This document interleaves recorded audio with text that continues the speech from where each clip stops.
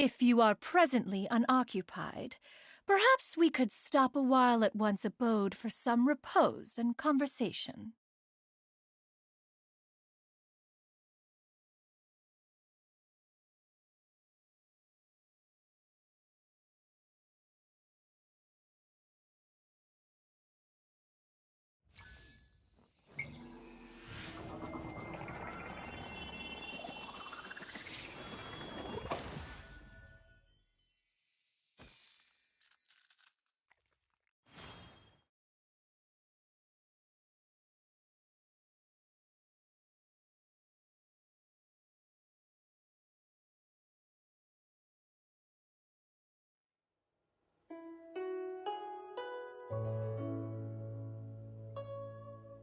Peace prevails throughout the land, and all things are made new, as buds in the spring.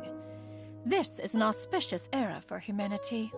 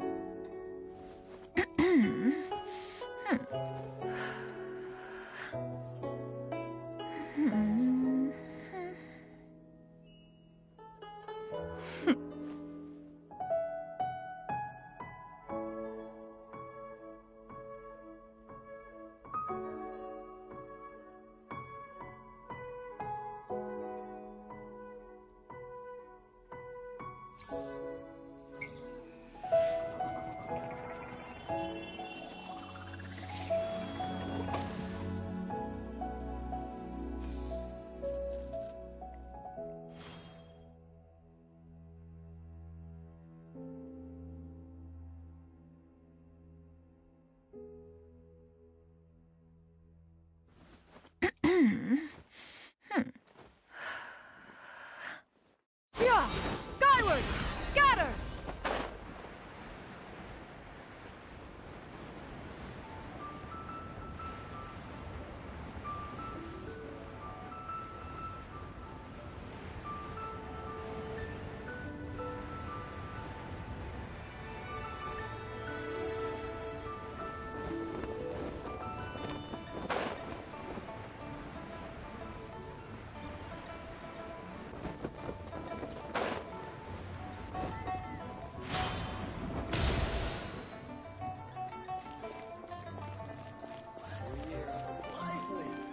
How a festival should be.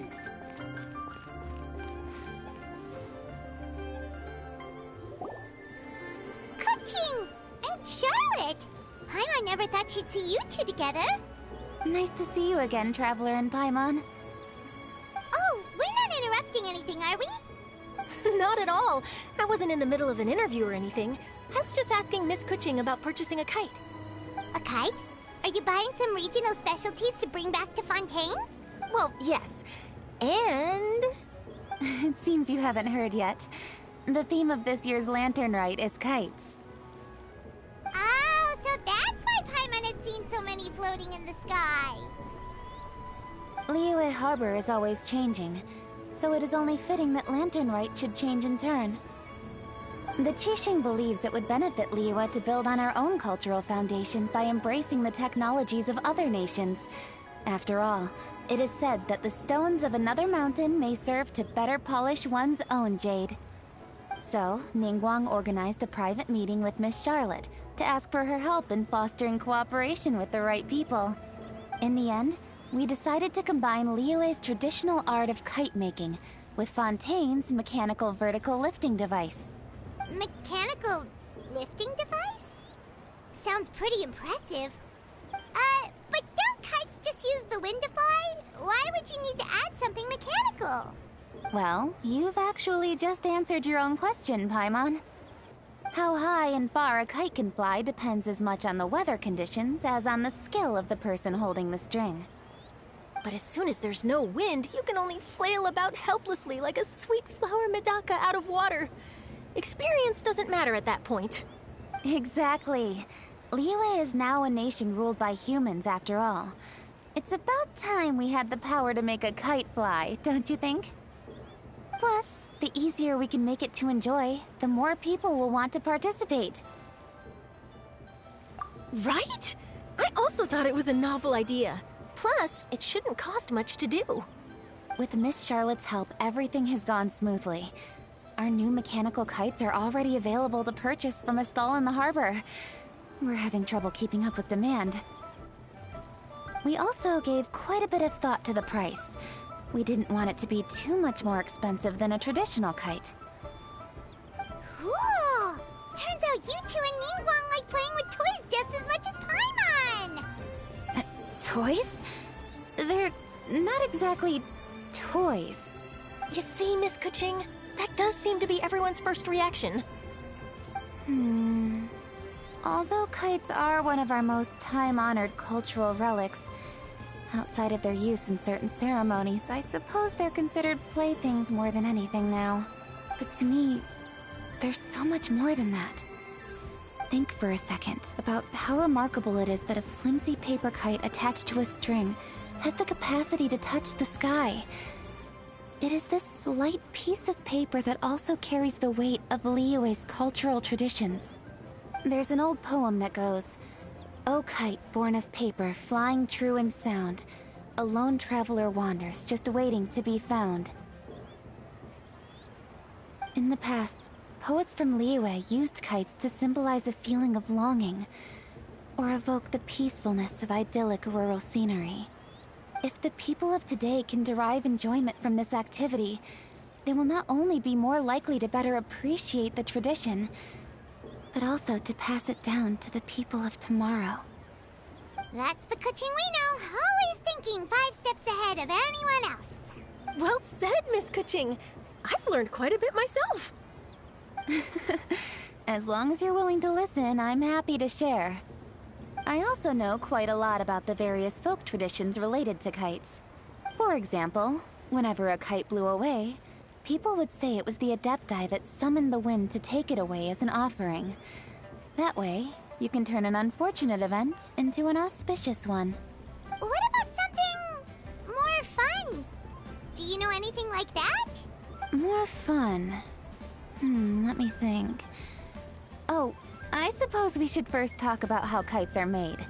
It's another one of our precious forms of traditional craftsmanship. My grandfather told me that, back when he was a boy, children learned the art of kite making step by step from their elders. First, you use the thin strips of bamboo to construct the frame.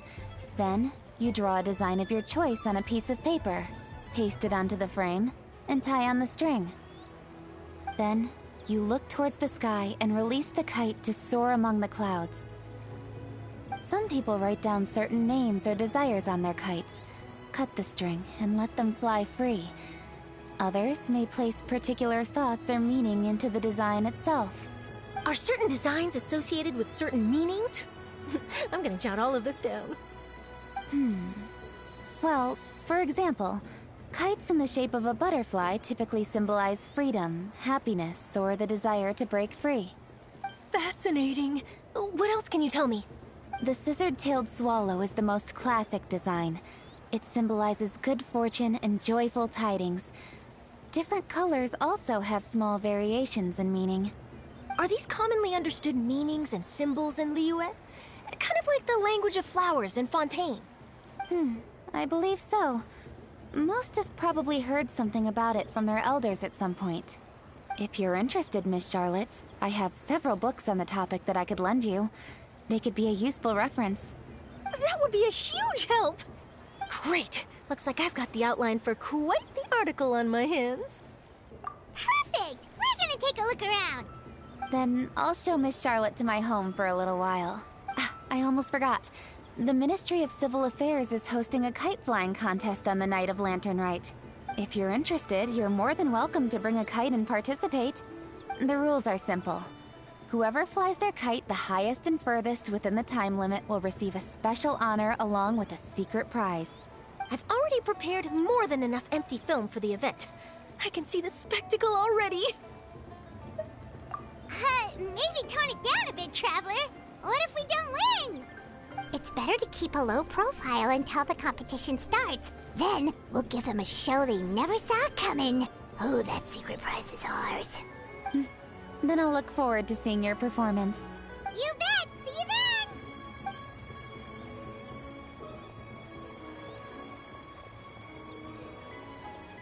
Wait, Traveler? Take a peek to your right. Do you see those two people lurking over there? Is it just Paimon? Or were they staring at us the whole time we were talking to Kuching and Charlotte just now? They seem fishy. Great, so it wasn't just Paimon. Do you think they could be treasure hoarders? They always seem to be stirring up trouble during Lantern Rite. Oh, Paimon's sick of waiting around for something bad to happen. We should strike first, you know. Foil their plans before they even begin. You go right, Paimon will go left.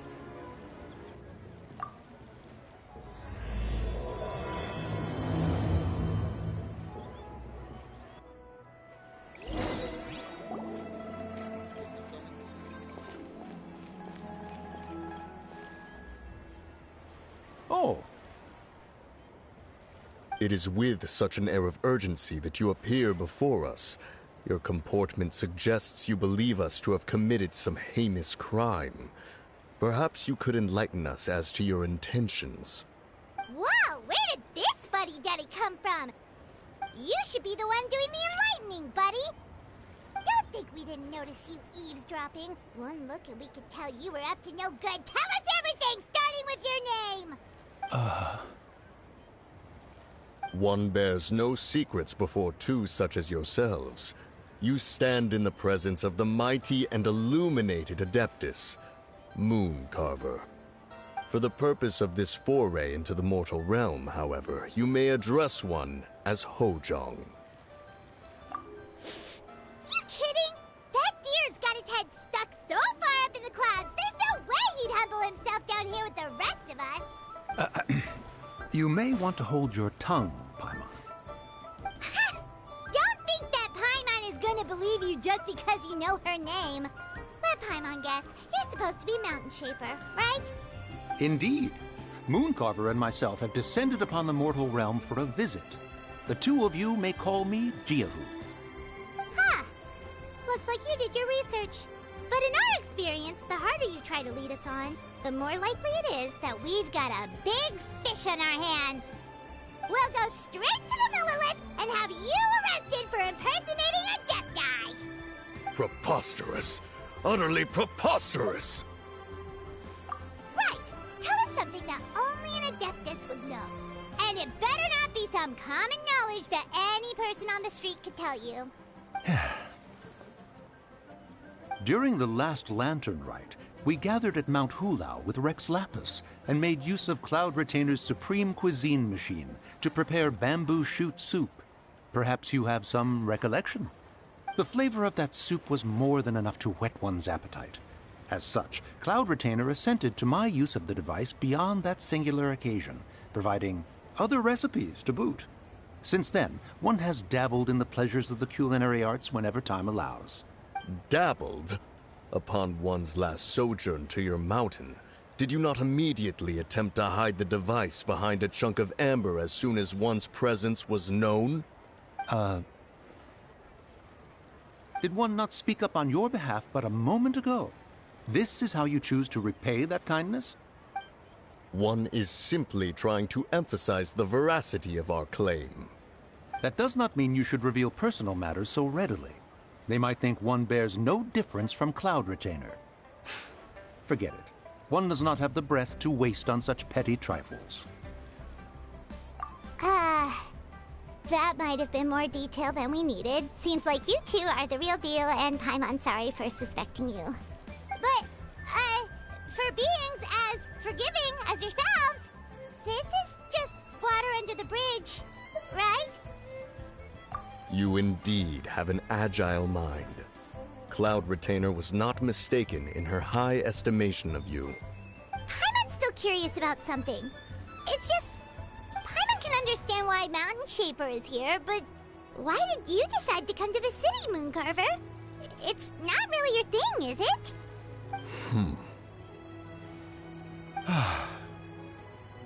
It is but an inevitable eventuality. Long have the mountains remained strangely idle since Cloud Retainer's move to Liyue Harbor. With Lantern Rite near at hand, one would expect Cloud Retainer to provide us with an account of the festivities in advance. Yet to this day she has failed to appear. Cloud Retainer is hardly the forgetful sort. One must never rest idle in the face of that which demands action.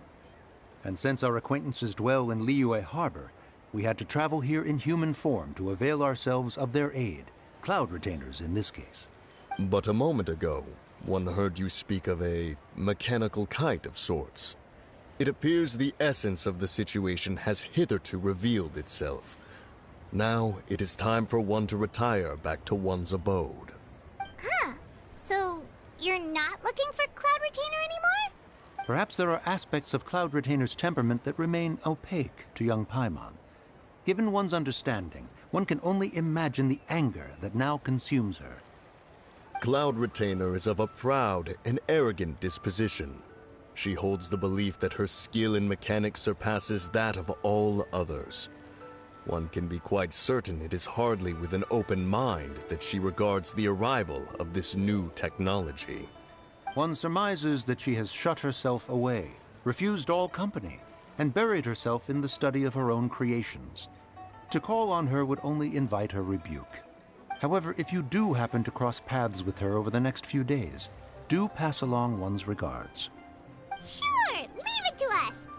Have a safe trip back, enjoy the scenery, and happy Lantern Rite! Thank you for your kind words. We shall now depart. We got all worked up for nothing, huh? All that trouble and it turned out to be people we knew all along! Well, it's still pretty early. Let's head over and check out the kite stalls. Paimon wants to see what kinds of kites we can buy to use in the competition. The bigger and prettier, the better.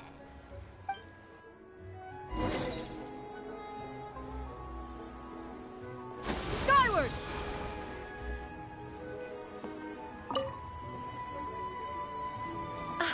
Welcome! Are the two of you looking to buy a kite? Would you like me to go over the different designs? Ooh, a scissor-tailed swallow! And a butterfly! And, oh! This jade chamber design is our newest. It's been selling like crazy over the past 2 days. Does it also have a unique meaning? Of course. The jade chamber symbolizes wealth and abundance. The kite bearing its design is said to bring riches in the future to those who fly it.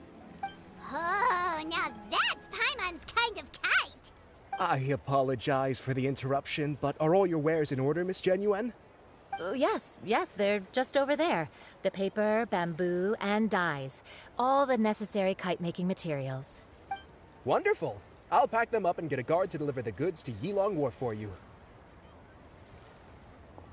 Yilong Wharf? Oh, wonder what that place is like during Lantern Rite. Paimon would love to go take a look. Well, if the two of you are interested in going to Yilong Wharf, then could I trouble you to find Gaming and deliver these goods together? Is Gaming the guard you just mentioned? Well, yes. The communications office handles shipments and transports around Liyue. He works for the Secure Transport Agency, one of our sub-organizations. The problem is, many of my colleagues have taken leave during Lantern Rite to spend time with their families. So, our available workforce has seen a dramatic decrease recently. If you were willing to help out, then I could get a head start on my next appointment. You do seem really pressed for time. Of course, of course. Hard work deserves ample rewards. Now, at this time of day, Gaming should be somewhere in the vicinity. Just follow the main road until you see the head of a Wushu dance costume. Should be on your right. Be sure to come back if you'd like to buy a kite. I'll even give you a discount. By the way, do you know my aunt? Everyone calls her Granny Shan. I've heard her mention Gaming before. Apparently he's a nice, outgoing fellow and all-around good guy.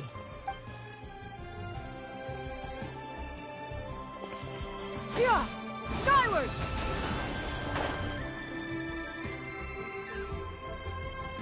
Wait, I thought we had an agreement.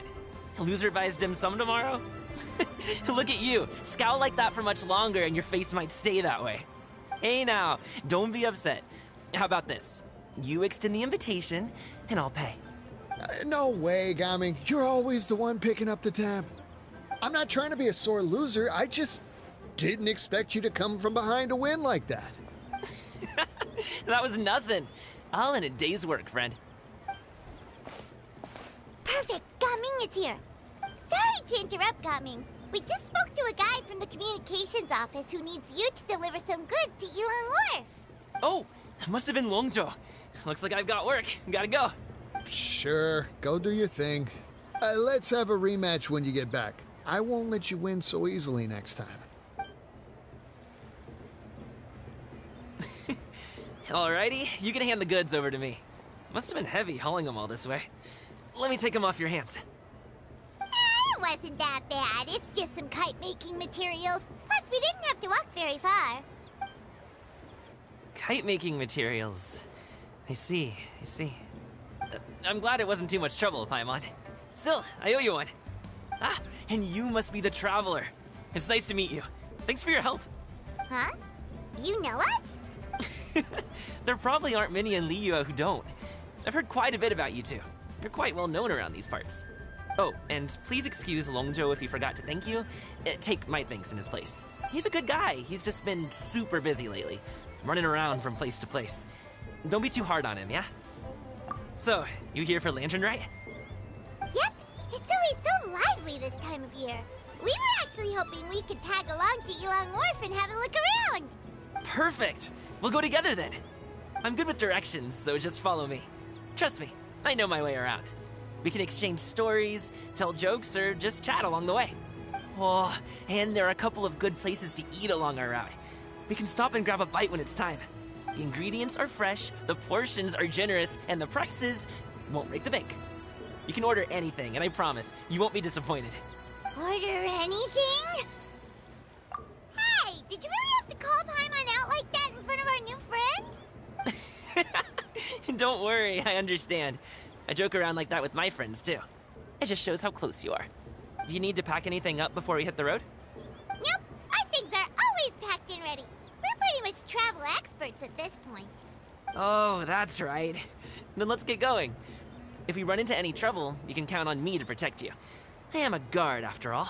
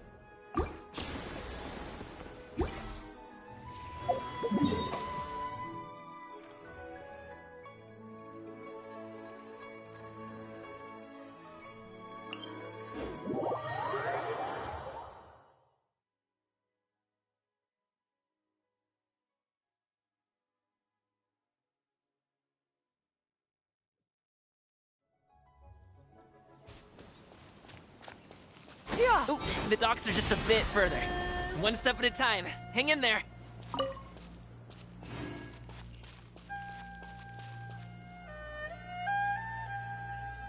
Wait!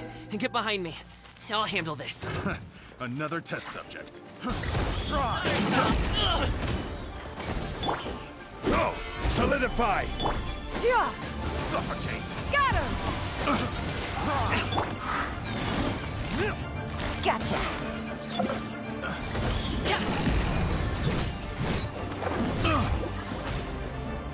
Off with you!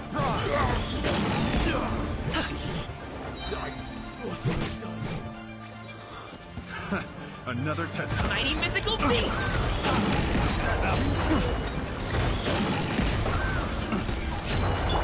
Rise! I will have order. Gather! Yeah! Scatter! Have a little taste. I got careless.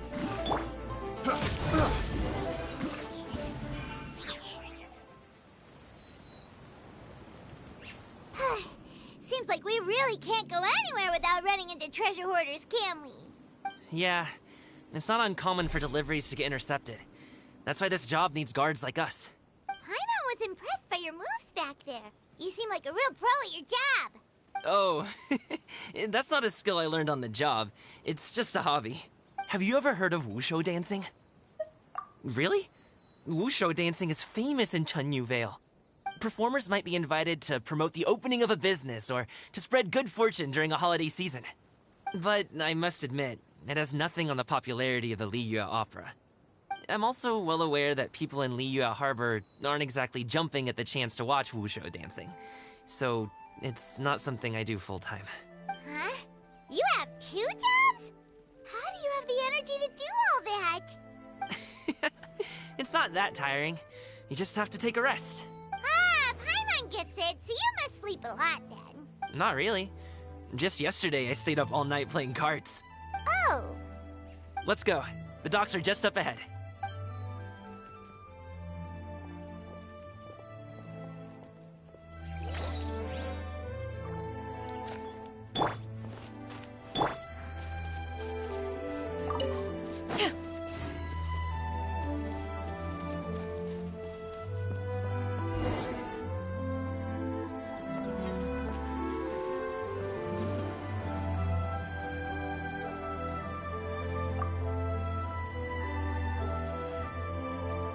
Finally, we can rest.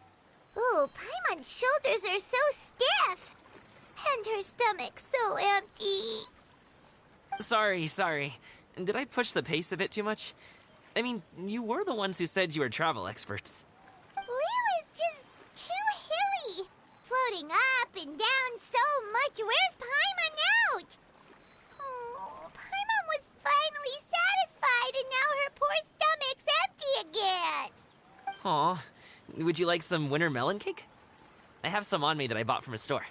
Yes, Paimon will take all you got. You might want to pace yourself there, or you'll be too full to eat a proper meal later. Paimon never gets too full. Just like you apparently never get tired, no matter how far you walk or how many jobs you work. Ah, I see. Then here you go, Paimon. And for you, traveler. Enjoy. And here's some for you too, Uncle Bosu. Don't think I forgot about you, my friend. I'll just set it to the side here for you.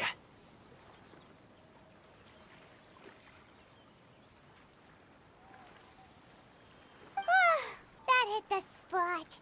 Paimon thought she was going to starve to death for a minute there. That close of a call, huh? I've been eating winter melon cake ever since I was a kid.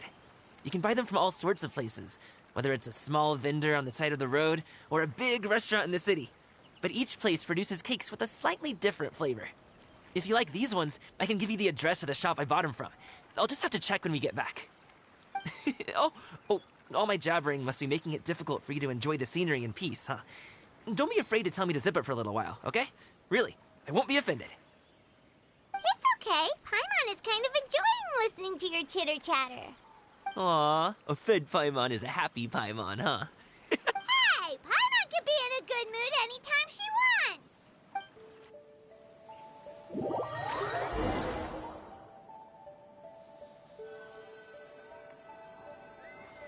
Need some fresh bamboo for this.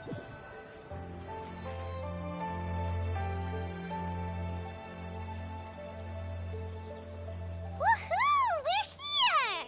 Don't forget your things, and watch your step as you get off the raft, or you're in for a swim.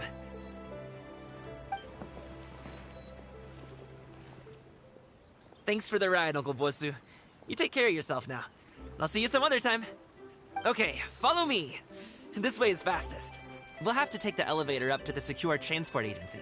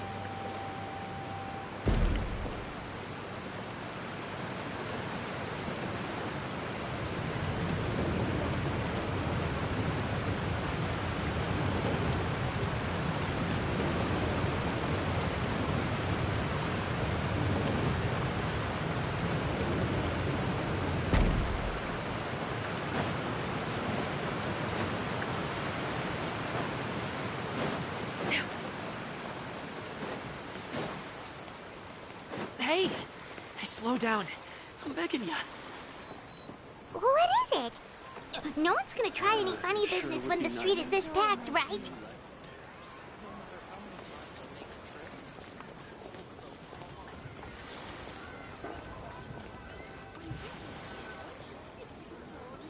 Oh, well...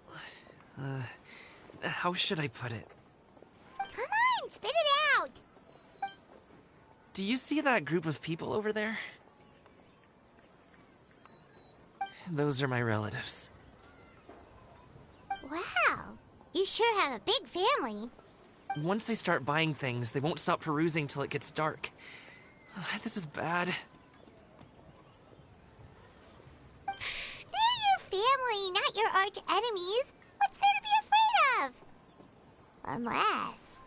Oh, did you do something horrible to them? No, it's not that. I'm just not that good at dealing with my family. It would be best if we could steer clear of them. I'll explain more when we have the chance, but right now, we've got a job to do.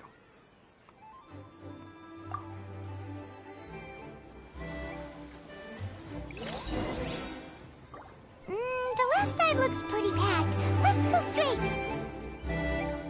Slow and steady wins the race.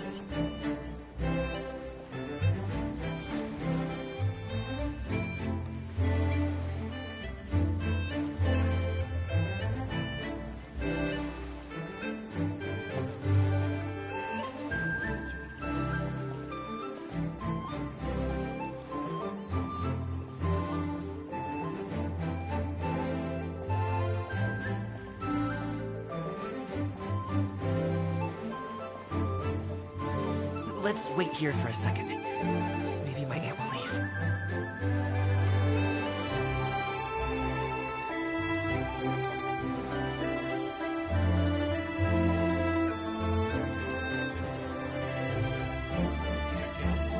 She's gone. Let's go.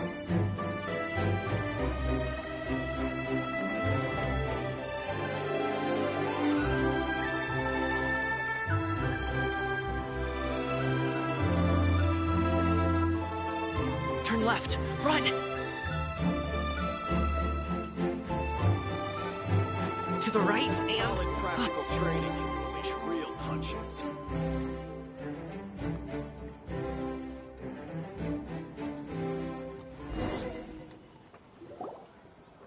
Wow, you guys are good. I'm impressed. That was nothing. It was a piece of cake. Oh, winter melon cake to be exact. You really liked it, huh? Ooh, you know what? I'll buy you a whole bunch and pile them so high you could swim in them. As long as you don't wind up drowning, Paimon. Hey, Uncle Jirgwe. These are my friends, the Traveler and Paimon. They came to deliver some goods with me. So, I guess I'll go ahead and take these over to Uncle Yongzan then? Yes, thanks for your hard work. I should thank you both for your trouble as well. Please take a seat and rest for a bit. I'll prepare some tea. No need. We'll be off soon anyway. Hey, we're already here, aren't we? No harm in taking a load off for a bit. Plus, I know the Secure Transport Agency has some great Songhua tea stashed around here somewhere. I promise you, one sip and you'll be hooked. Anyway, you just sit down and relax, Uncle Jirgwe. Who would I be if I just sat here and let you go through all this trouble? Leave this to me. I have to be up and about to drop these goods off anyway. What's a little extra time on my feet? Oh, you aren't too picky, right, Traveler? I know Paimon prefers things on the sweeter side, so I won't steep the tea too long.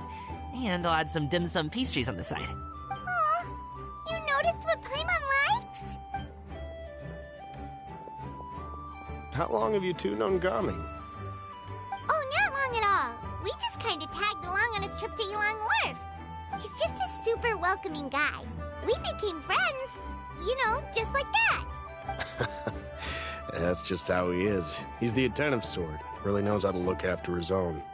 A while ago, one of our guards had to take off work. Said his joints were hurting due to the rain. Gaming personally went all the way to Boo Boo Pharmacy to get some medicine for him from Dr. Baiju, then traveled through the night to deliver it back to him.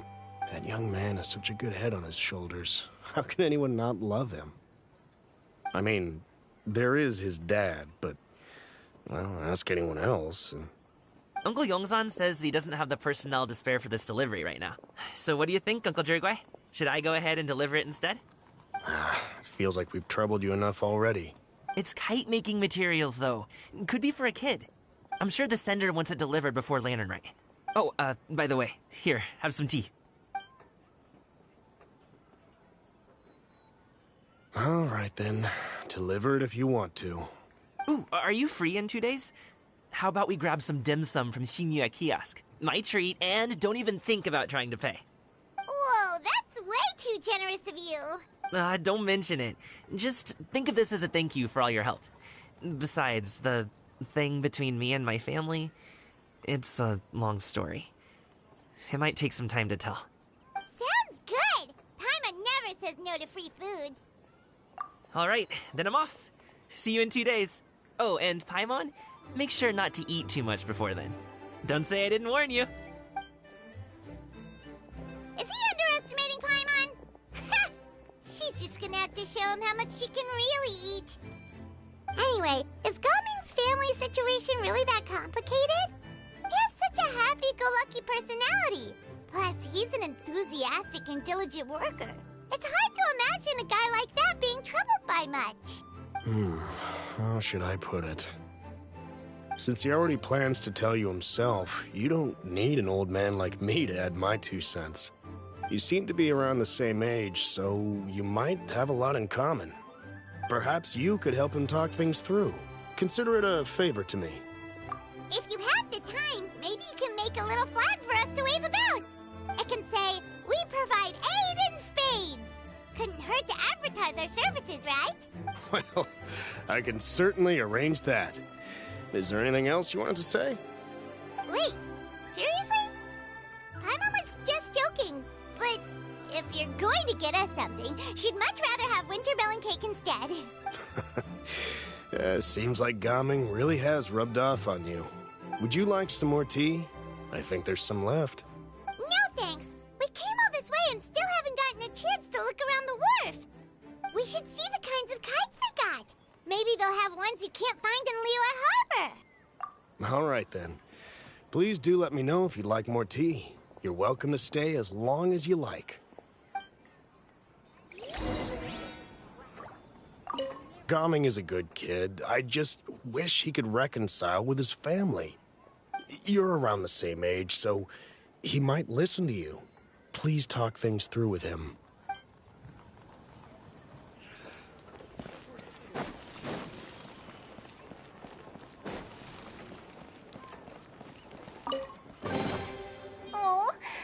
cute treasure coffin.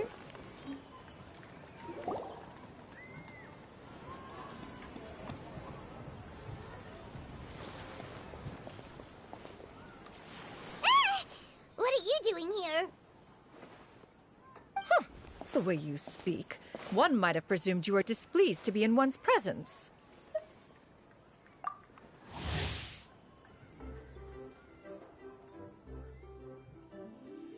Take note, Paimon. You could learn a thing or two about how to respect your elders. Ugh, starting on the elder stuff already, huh? Shouldn't you be back in your cave tinkering away at some kite-related thingamabob or something? What brings you out here? And what's with that huge box next to you? Ah! Paimon gets it. You're here to do some shopping, aren't you? And what of it? The Qixing's decision to integrate Fontanian technology into said kite-flying competition is of no consequence to oneself. Did you expect one to willfully compete against the whimsical trends of worldly sentiment, or perhaps even fall to petty sulking? It's not that we think those things exactly. That's just what Mountain Shaper and Mooncarver told us, or Chia something and Ho. Paimon can't be bothered to remember what their aliases were called. Anyway, they went to Liyue Harbor to look for you. They even asked us to pass along their regards if we ran into you. Oh, huh. Tianyun?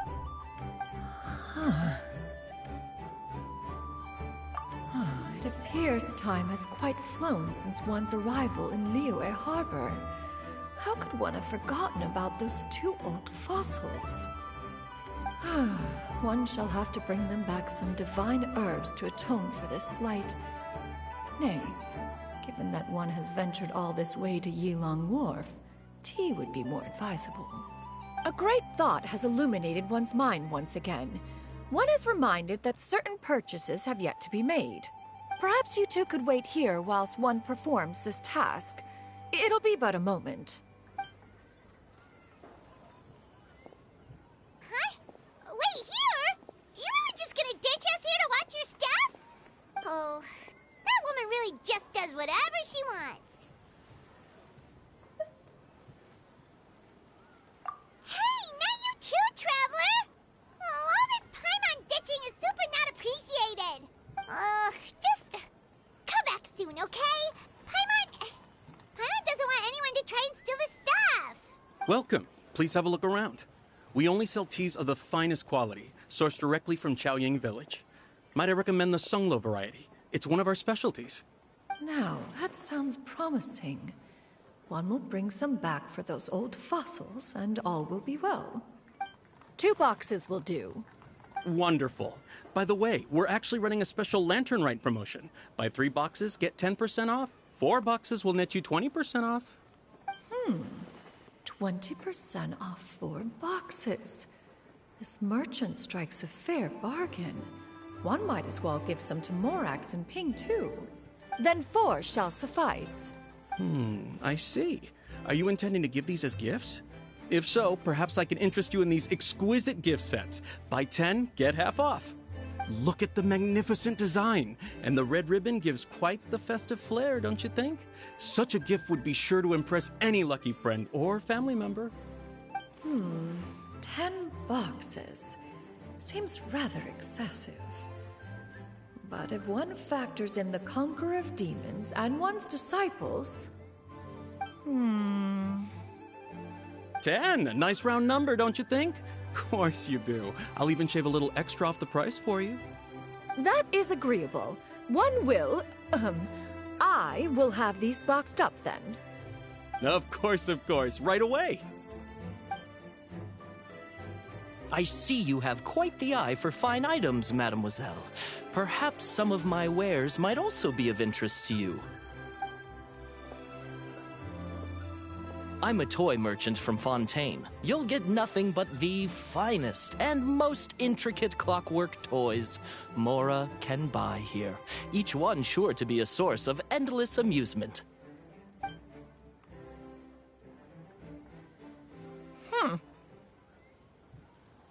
Perhaps you could enlighten me then. When should said amusement be derived? Well, that is, of course, best understood by playing with them yourself. If you could wait just a moment, I can bring one out and give you a demonstration.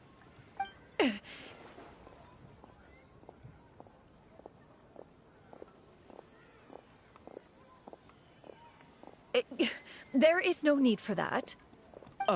Mademoiselle. Give me your newest and finest model, and be sure to package it securely. Ah, of course. Here you go.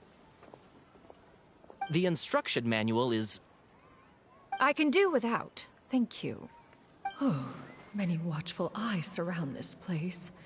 If one were to be spotted purchasing a mechanical toy such as this, a child's plaything no less, it would only invite scandal.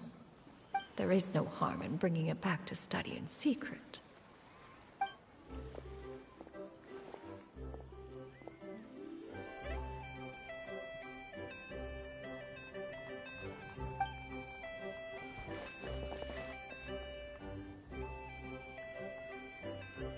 Oh, Shinyan, did your shopping go smoothly?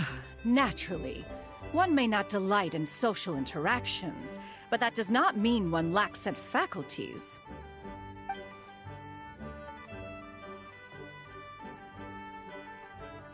And you two? Are you not here to purchase things? We just haven't had time yet. It doesn't look like there are any kite stalls around Elong Wharf, but it does look like there are lots of goods from Fontaine. You are also planning to participate in the kite flying competition, then? One means to say, you along with all the other youths. One has been entreated to share one's kite-making expertise, and indeed, there was little one could do about such persistent supplication. One moment energetic and earnest, and dejected the next. One had no choice but to acquiesce to these requests, and thus, one will be organizing a kite-making workshop to provide personal instruction in this art form. Oh, who will be participating then? Shuyu, Shenhe, Ganyu, and Yayo. Wow, that's quite a few people. Also, this is all pretty well, Xinyun, but it's not like you have to make your own kite to participate in the competition. You can't just buy one ready-made and call it a day. Ha! You speak of those equipped with the mechanical lifting device, do you not? 'Tis nothing but a crude piece of mortal machinery. The mechanism that one has developed was the fruit of millennia of meticulous study.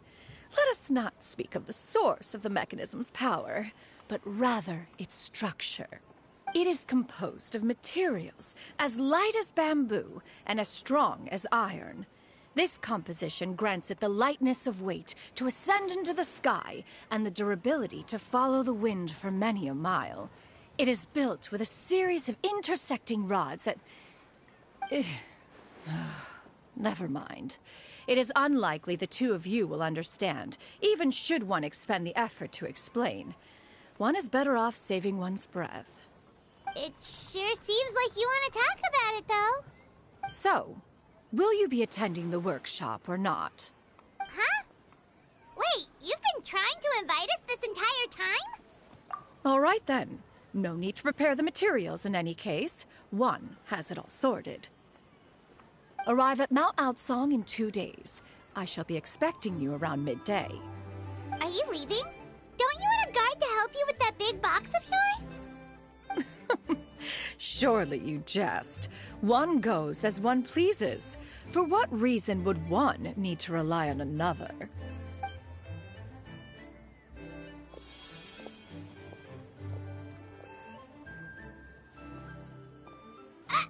It can float? What kind of invention is that? One calls it the floating toting device.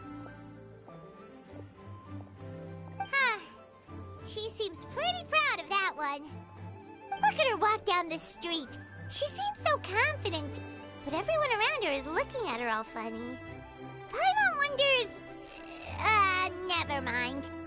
But anyway, that box of hers seems to be full of those mechanical lifty thingamabobs. Not that Paimon was peeking or anything. She just, got a bit unsteady for a second and accidentally brushed the embroidery on top. And wouldn't you know it, all the stuff inside almost came bursting out. Paimon even went out of her way to keep it all together.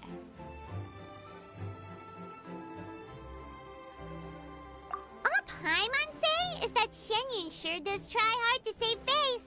What did she call it again?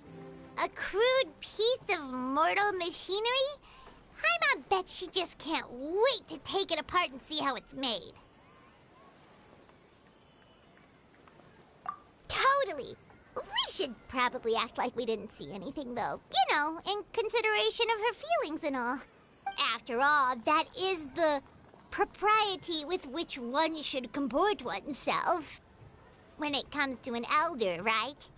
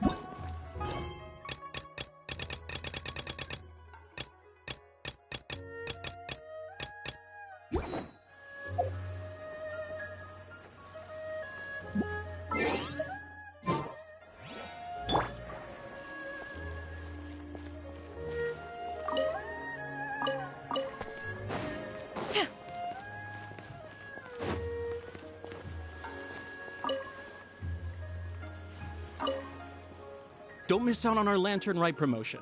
Only the best tea sourced directly from Chaoyang Village. May I recommend the Songlo variety? Buy 3 boxes, get 10% off. Buy 4, get 20% off. Buy 10, and you get half off.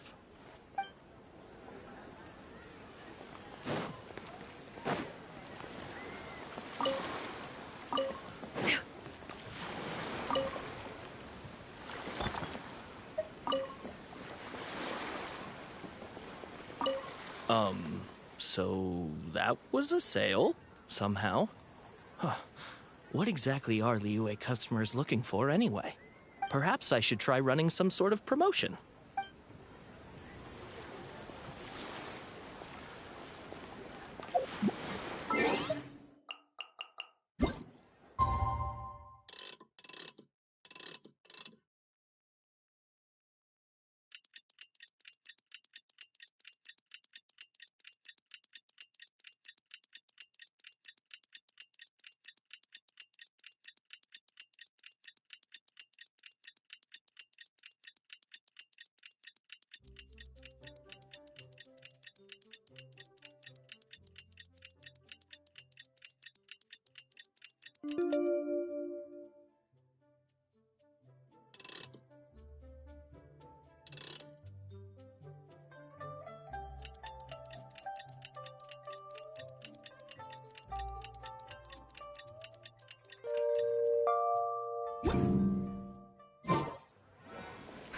Never had dim sum at Shinue Kiosk before, but it should be quite the feast for sure. Ooh, and that's what...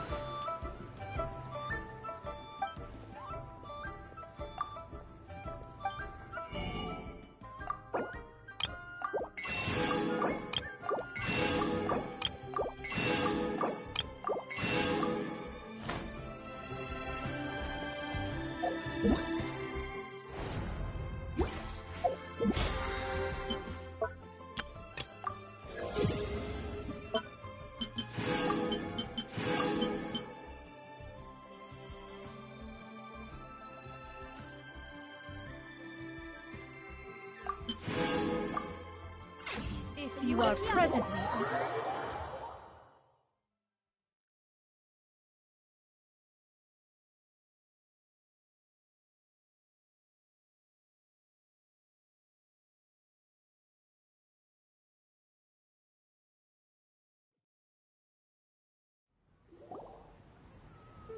Oh, you're here early.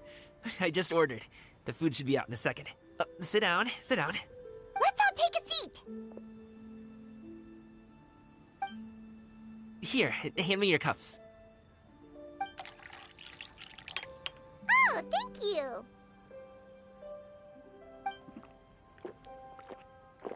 Wait, you weren't supposed to drink that, Paimon.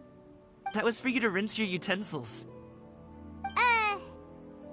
That's a thing?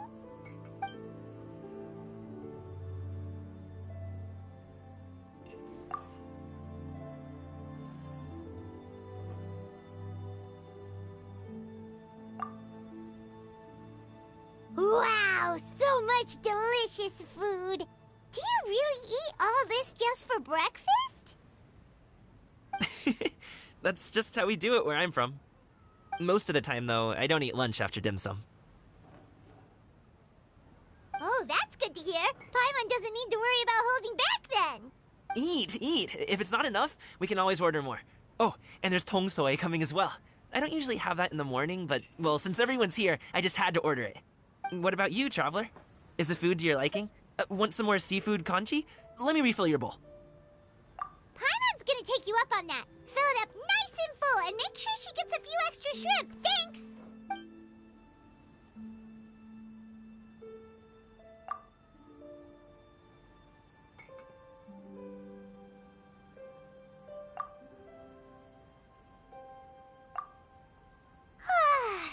So full.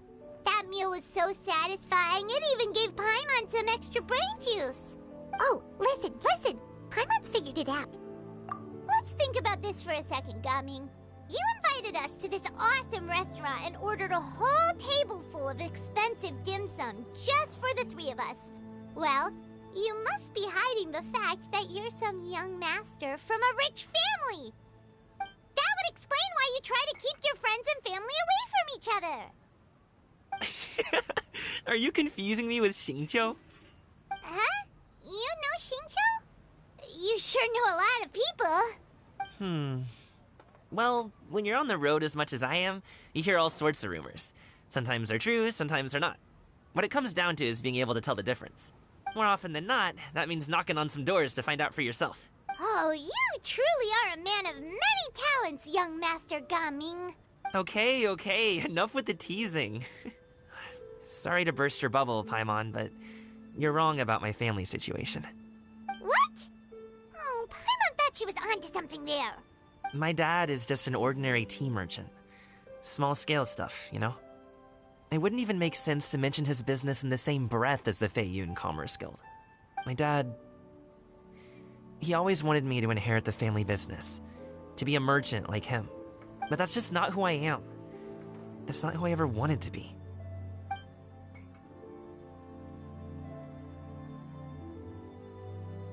Have you ever talked to him about it?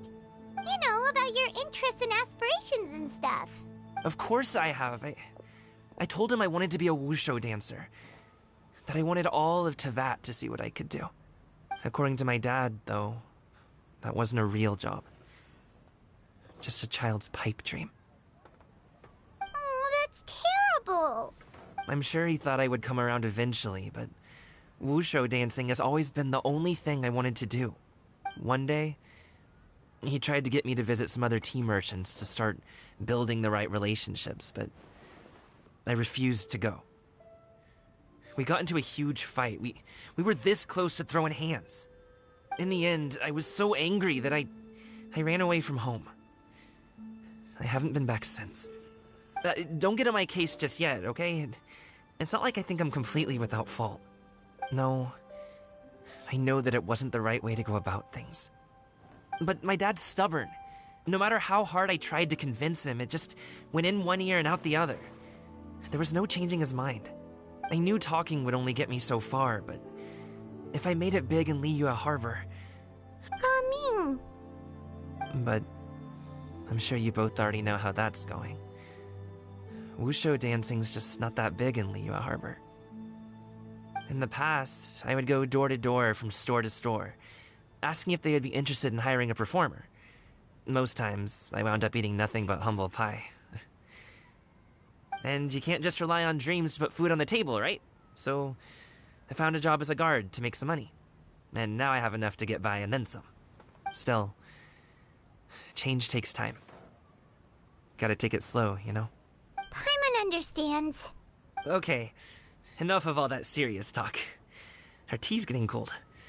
Ooh, let's do something fun this afternoon. What do you say, huh? I'll organize. Actually, we kinda already have plans this afternoon. We told Xianyun that we would go to her kite-making workshop. Oh? Are you interested in kite-making, Gaming? Oh, no. It's just that I happen to know Auntie Xianyun.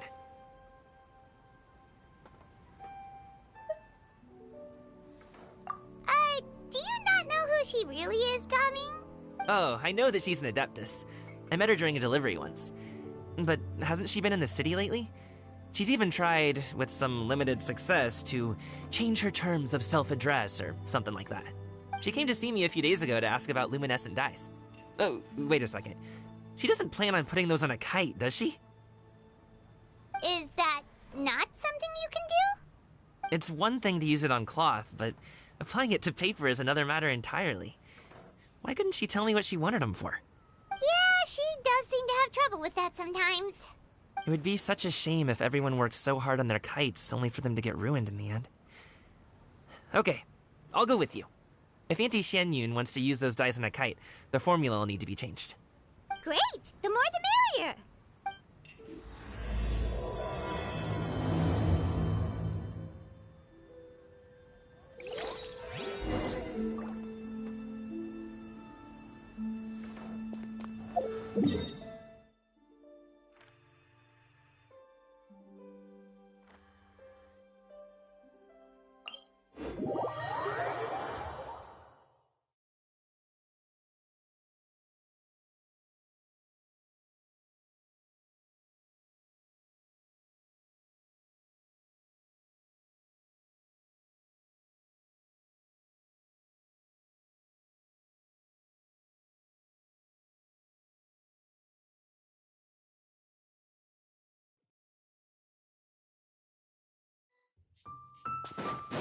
Yeah!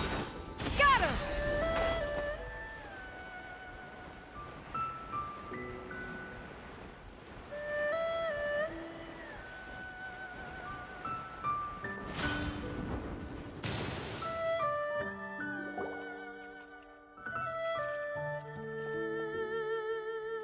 Ganyu! Ganyu! Come on, wake up! Some friends have arrived! Hello, friends.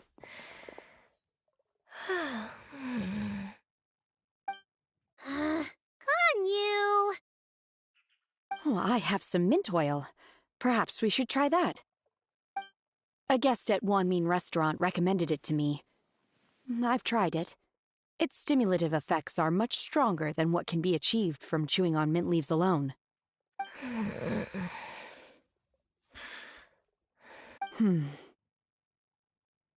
Apologies in advance.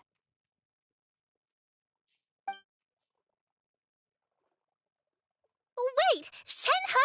Not there!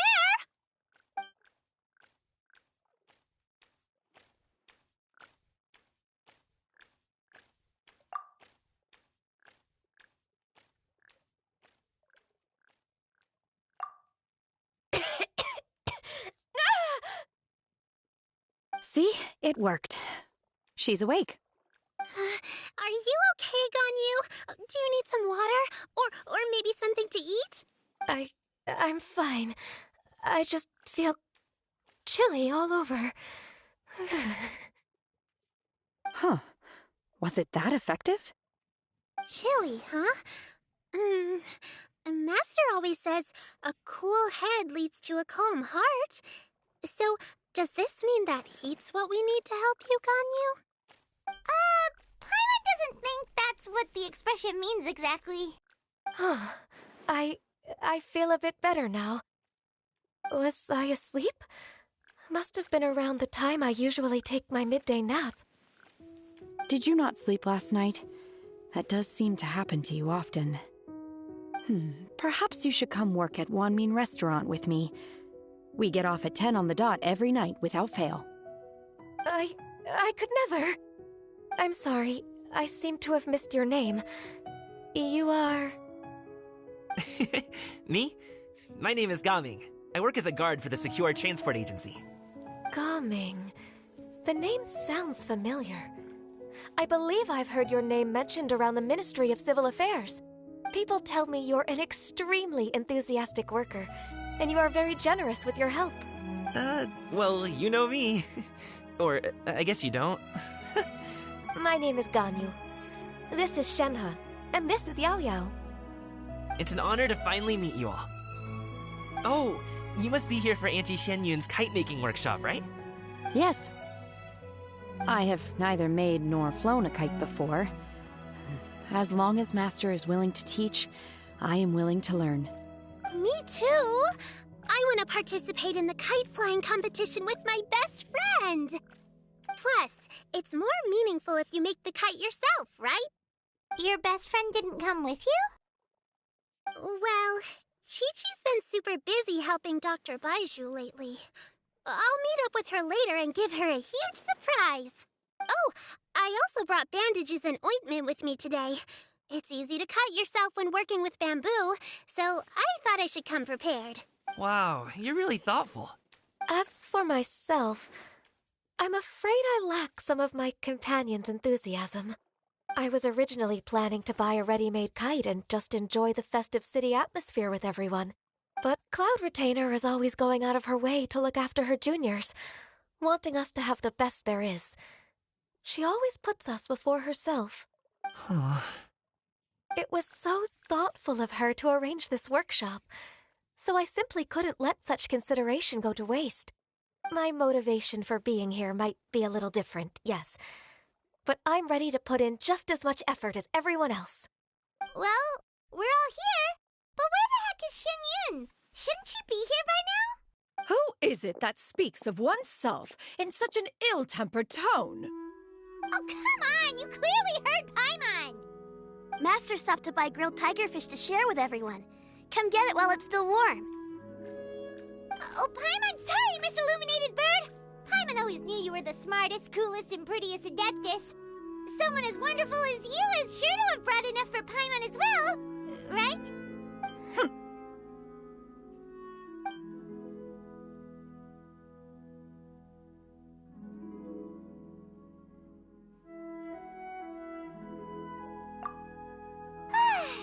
So delicious.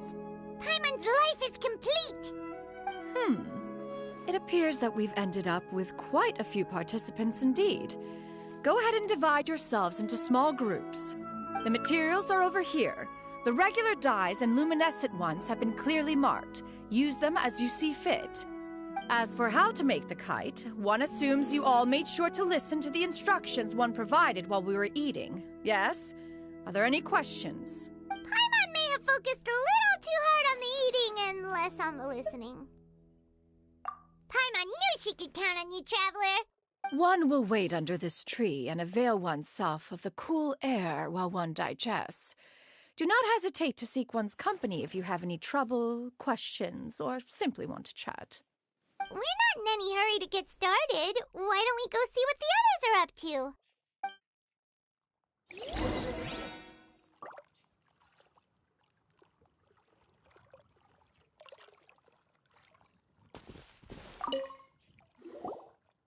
Hey, Gaming! Want to team up? Huh? But I have to participate? I thought I'd be done for the day after adjusting the dye formula. You're that unenthused by kite making, huh? That doesn't seem like you. No, it's not that. It's just... it would take too long to explain. I guess I'll just make one then. What shape should we go with? How about a butterfly?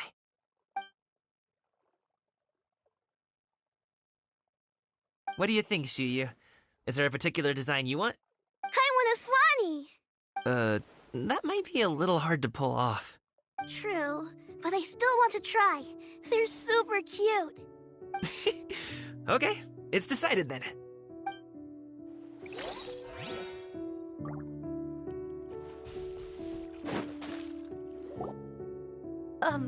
Shenhe, it would be great if you could refrain from putting things on my horns from now on. They're really quite sensitive. I see. My apologies. I shall remember that in the future. Thank you. No harm done. Good. Could I touch them just once more, though? No oil or anything this time. I've just always wondered what Miss Ganyu's horns feel like. Huh? Please, I told you. Just call me Ganyu. Well, alright. Just be gentle. Firm to the touch with no discernible temperature. Oh, not unlike certain medicinal plants I've eaten before. Oh, still, Ganyu appears to be shaking like a cat whose whiskers have just been touched. I should stop. I see. Then I'll apply the oil to your forehead next time. Oh, no need. I'll just refrain from taking afternoon naps outdoors. Anyway, we should probably get started on our kite. It won't be long before Cloud Retainer comes to check on our progress. Perhaps we should just choose the most traditional style. Okay. Well, they seem to be getting along swimmingly. Let's not disturb them.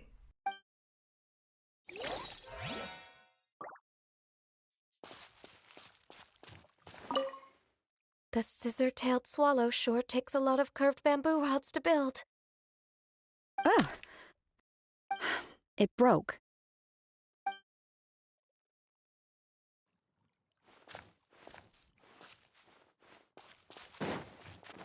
Gaming, can I do the coloring? Sure. I'll go ahead and make the frame for you.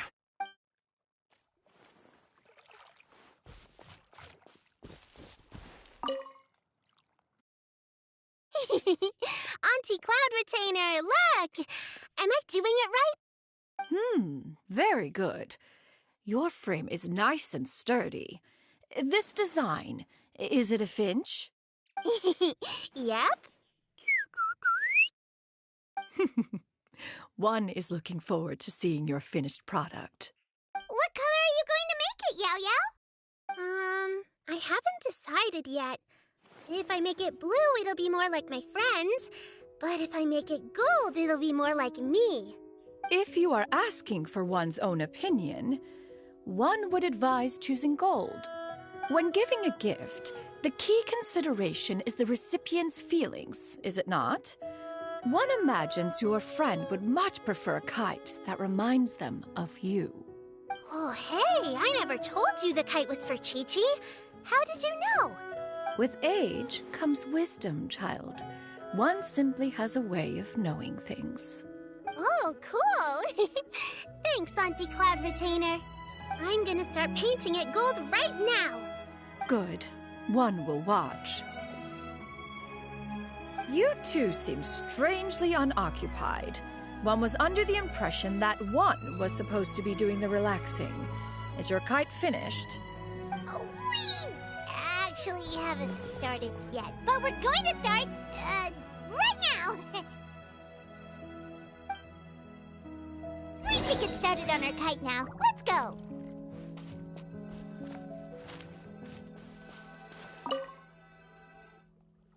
First, we have to decide on the shape. Hey, what are you laughing at?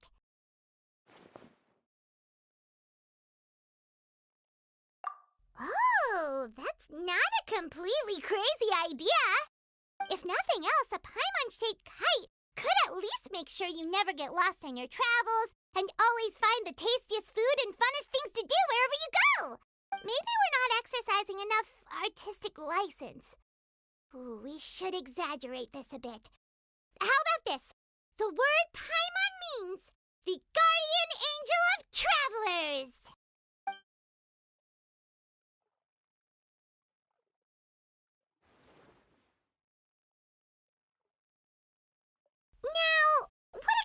instructions should we give her, since the kite is going to be flying super high in the sky?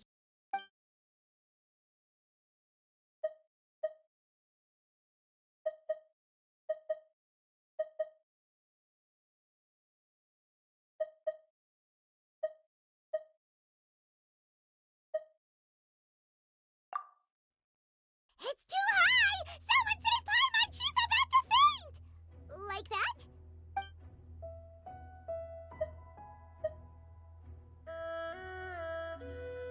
Now that we've decided, let's make it happen!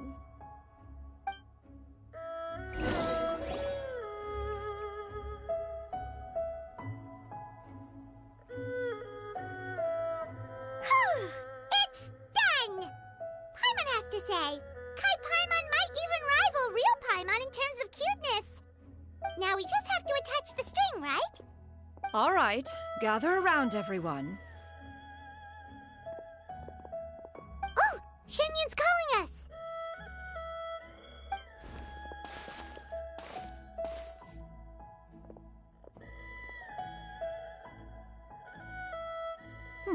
Let one take a look.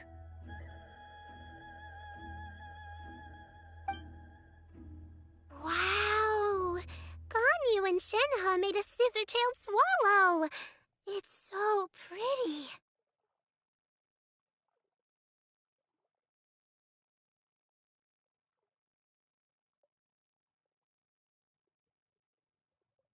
Yep.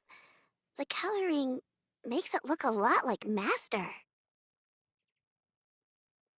If the tail wasn't split in two like that, it might even be a spitting image. If you look closely, there are a few spots where the colors go outside the lines. Did you doze off while painting it, Ganyu? I did the painting. I stared at the paper for quite some time, but I simply could not recall the coloring of any bird. Except Master. Or should I say that I'm too familiar with her crane form? Even when she stands before us in human form, all I can see is blue and white.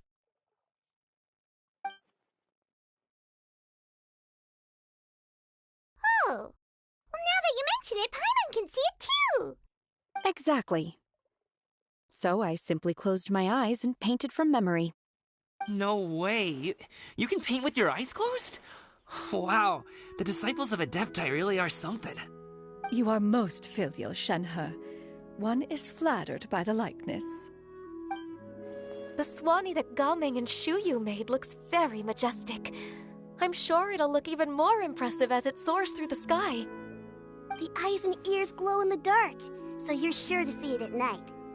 Your golden finch is cute too, Yao Yao. It's all thanks to Auntie Cloud Retainer's guidance. What about your kite, Traveler? Ta-da!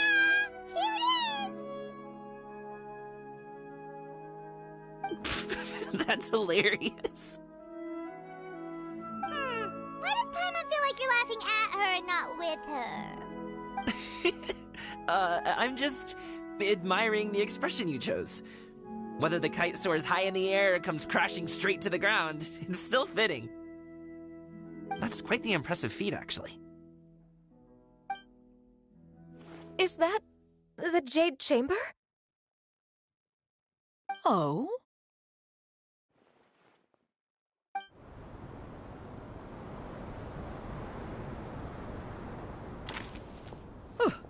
Who dares attempt such a flagrant display of impropriety by releasing a kite into one's territory without one's permission?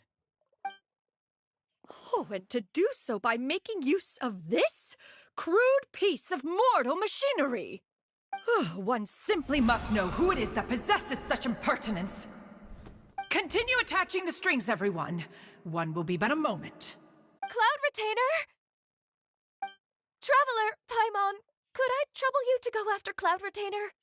Master's going to be okay, right? I'm more worried about the person who released the kite. There's wind up ahead! Looks like we can glide over!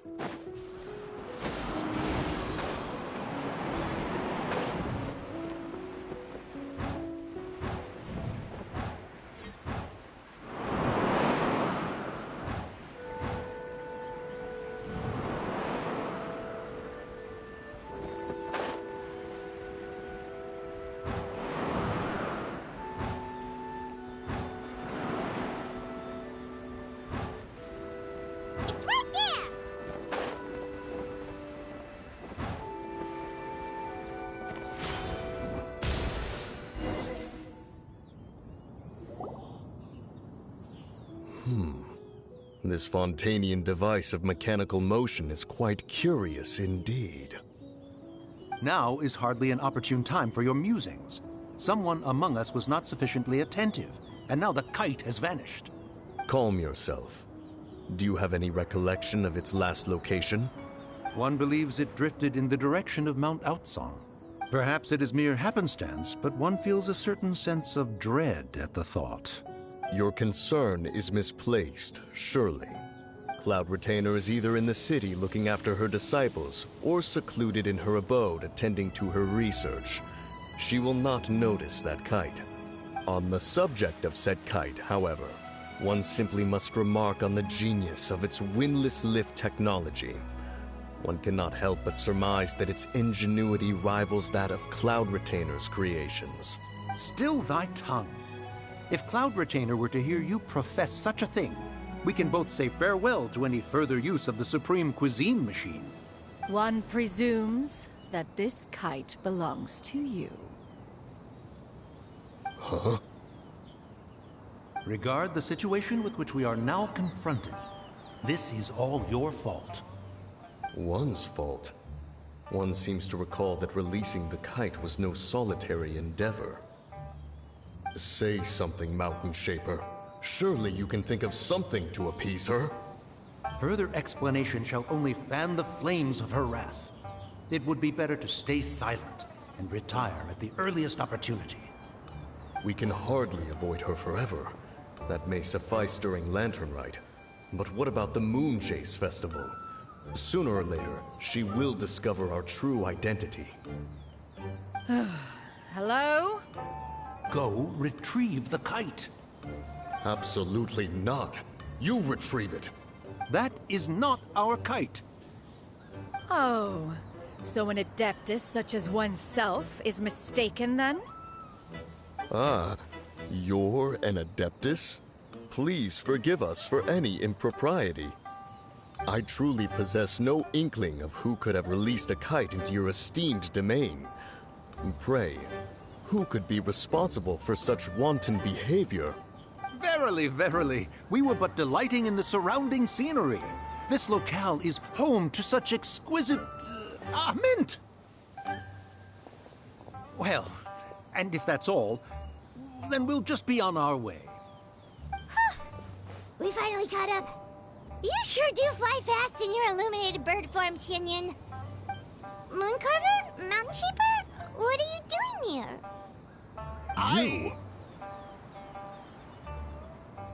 Okay, now Paimon's getting a weird vibe. Did she say something wrong? It is of no consequence. Long has one seen through their disguises. One was simply curious as to how long they would keep up the act. Then you are not angry? How could one feel anger at the sight of two old friends enjoying themselves? One is also well aware of how enticing these city novelties can be. We were simply consumed by a fit of festive spirit. Seldom do we get the opportunity to partake in the delights of the times. However, we are far from being as adept as you in matters that require a deftness of hand. No worthy kite could be born of our own making. Thus, we could only take the convenient route, so to speak. Your prowess in mechanics is unparalleled, Cloud Retainer. You wield the wind and waves themselves. Your singular talent stands unmatched across the land. Of this, we are well aware. One has guests to attend to. We will have to convene again some other time.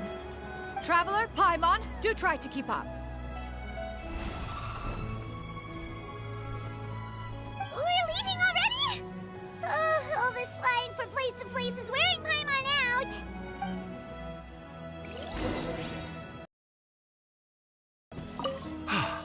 It seems that one's concern was misplaced after all. Then, should we continue flying the kite? A splendid suggestion, but it would be advisable to change locations. Perhaps your mountain would suffice? It is more than spacious enough. A fine idea. A fine idea indeed.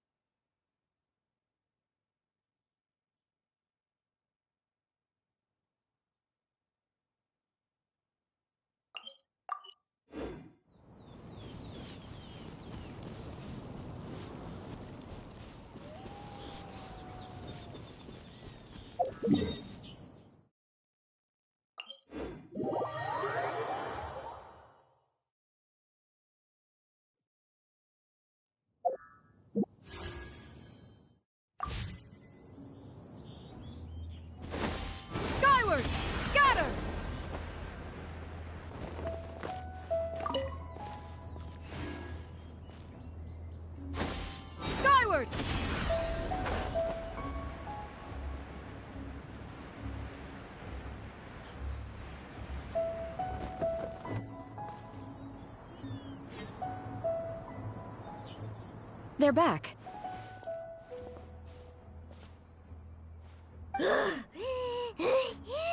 Paimon's pooped. Hi. Why are there only two of you left? After you left, Yao Yao and Shu Yu tired themselves out playing with their kites. Gao Ming offered to escort them home. Before he left, he said something that I don't quite understand. Oh? What did he say? He said, a kite is always tied down no matter how far it flies or how high it soars. Its tether prevents it from ever truly flying free. He looked quite dejected as he said this. Now that you mention it, Gao Ming did seem to have a rather strange attitude towards kites. A reflection of himself.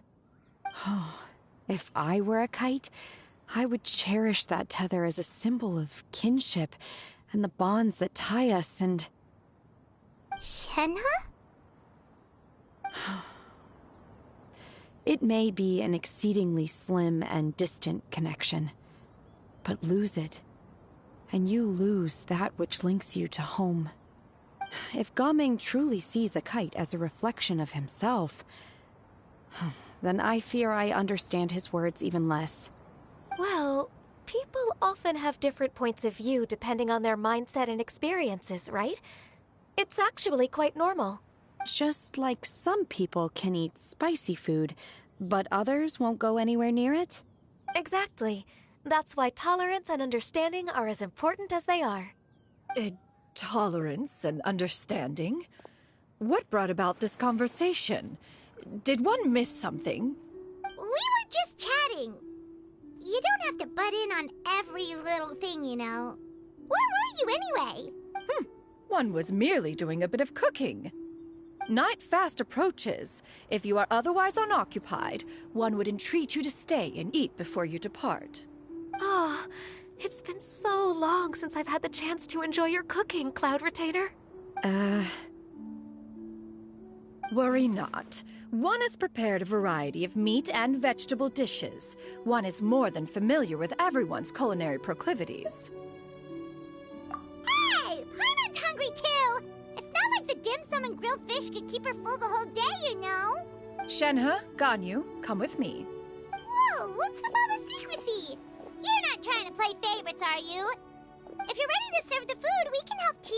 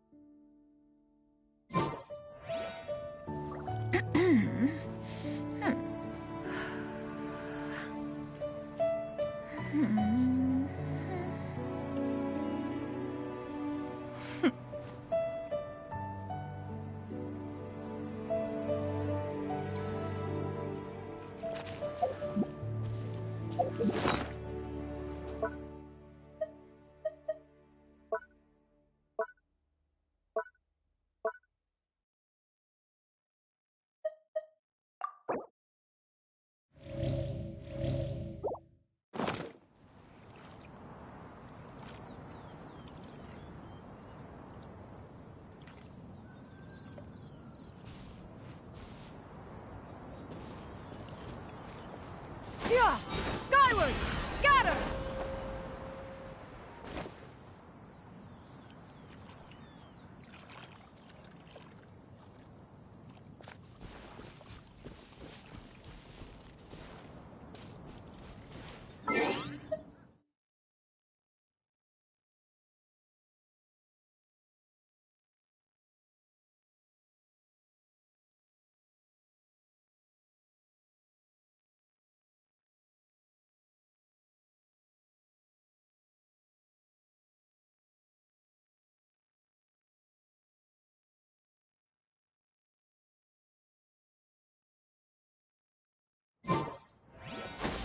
Skyward!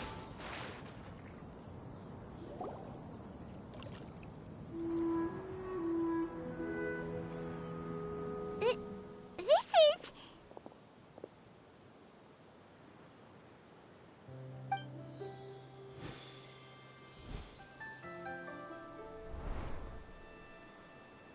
Oh, I can feel the wind brushing against my legs. This is a bit embarrassing. Is the headpiece secure? I should have asked Cloud Retainer to check before I stepped outside.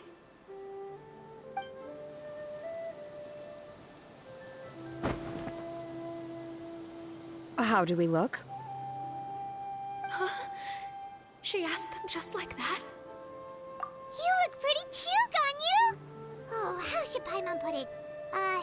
You both look so elegant and refined! Those outfits really suit you both! Given that one employed the services of the best tailor in all of Liyue, one would expect nothing less. What colors have you been partial to lately, Shenhe and Ganyu? Lately? Why is Cloud Retainer suddenly asking about what colors we like? I like black. One is gratified to see one's disciple has inherited one's own tastes. The color black doesn't get dirty easily. A virtue I've come to value recently. And you, Ganyu? I favor blue and black. And the material is sufficiently comfortable, yes? Yes, very. I simply cannot thank you enough, Cloud Retainer. For this gift. And the kite, too. Thank you, Master. One is content as long as you are pleased with the gift. One hopes these garments will see much use.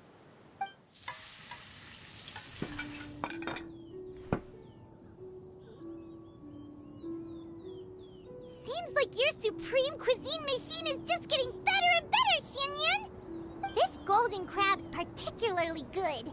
The shell's deliciously crunchy, and the meat inside is so succulent and sweet! Paimon can't stop eating. It's a good thing Gaming isn't here, or Paimon would have to duel him for the food. You know, with chopsticks.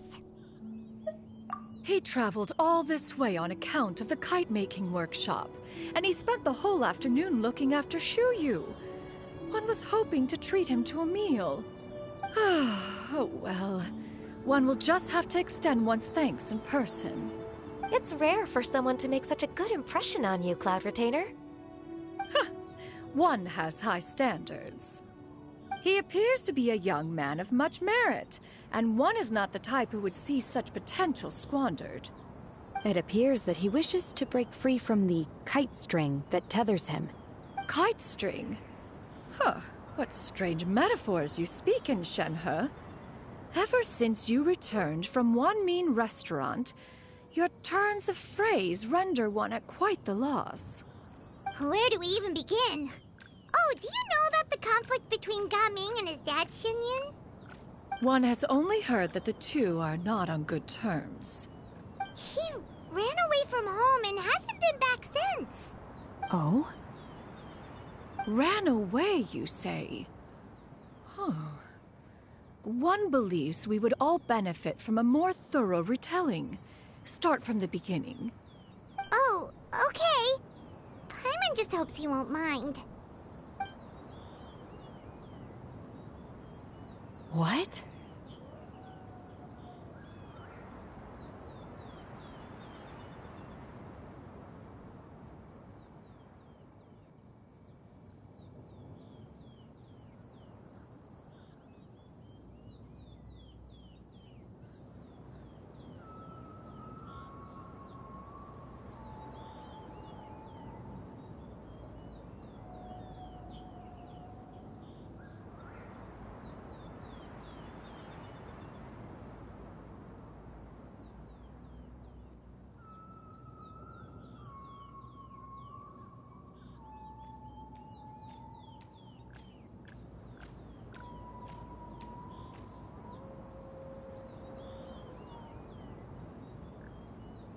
This shall not do. Lantern Rite fast approaches. We must make haste. As one was contacting various tailors around Liyue, one could not help but be reminded of Menogias. He possessed a singular talent for clothing design. He had an exquisite eye, not just for fabric selection and color pairing, but also for what accessories could best accentuate a garment's overall styling. At a gathering of Adepti, Bonanis once complained in secret to some of the ladies in attendance that the skirt Menogias made for her was too long and impractical, lamenting that it would only hinder her in battle. However, when one asked Menogias his opinion, he remarked that the train of the skirt would serve to enhance her adeptal countenance by exemplifying a certain elegance. Menogias was that type of person. When it came to topics relating to garments and accessories, not even Rex Lapis could best his stubbornness. And later... one seems to have strayed off topic. One means to say that Lantern Rite should be a day of reunion. It is a time to address problems before they turn into regrets. Fate is fickle. The cruel reality of this world is that suffering and misfortune can befall any of us without design or reason. If there is a chance for young people to remain insulated from this reality, one should do one's utmost to make it so. That's nice and all, but... Do you have any ideas, Cloud Retainer? Perhaps adeptal arts could be of use. No. Mechanics, perhaps. One fails to see its use in a situation such as this. Is there anything I can do to help? Combining our efforts is a fine idea indeed. Aha! One has an idea. How about this? Does that make sense to everyone? Yep. Oh, Paimon really hopes this works. One's designs never fail. Now then, I counsel rest for all, and to make the necessary preparations. One shall see you in 2 days.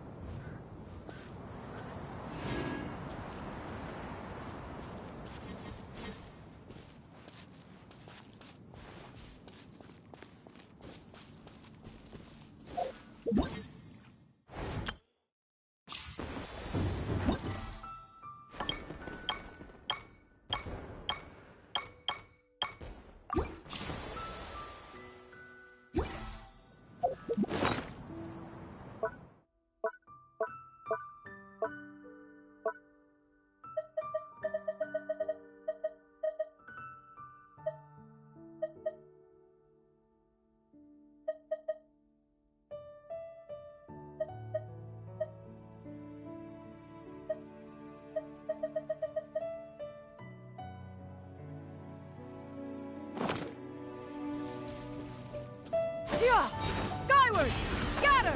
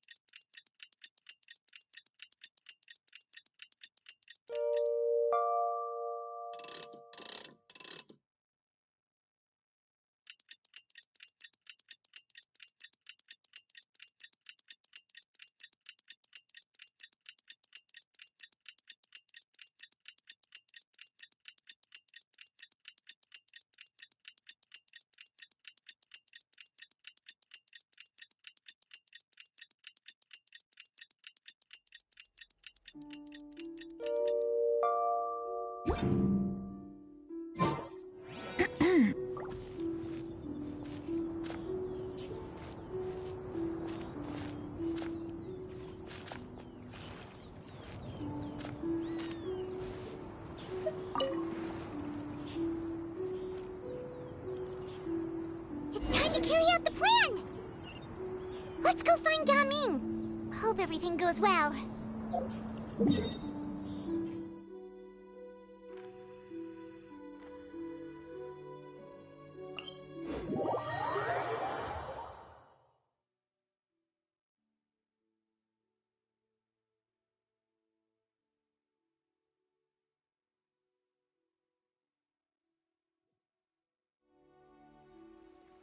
Yeah! Skyward!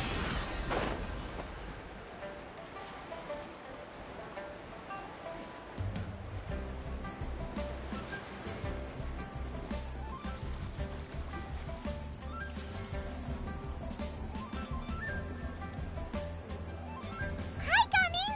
Paimon sees you've certainly gotten an early start this morning. Playing games already, are we? Who won this time?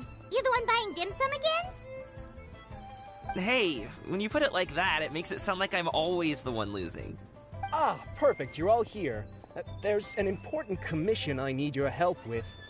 All right, I've got the time. Where are the goods? It's not just goods this time. I need you to escort a tea merchant and their wares from Chaoying Village to Liyue Harbor. A very important client has requested to meet with him. Sure. What's this merchant's address? Here.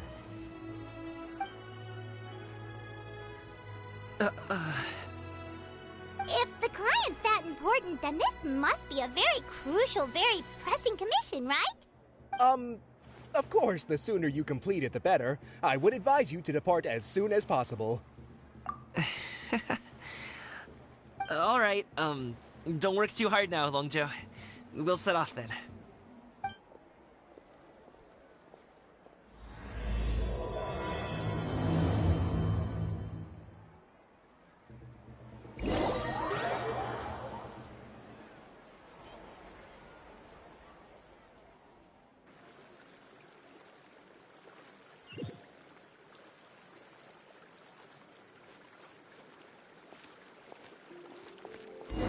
You're a bit quiet today, Gaming. Oh, do you want Paimon to tell a story? We're almost there. I'll take a rain check on that.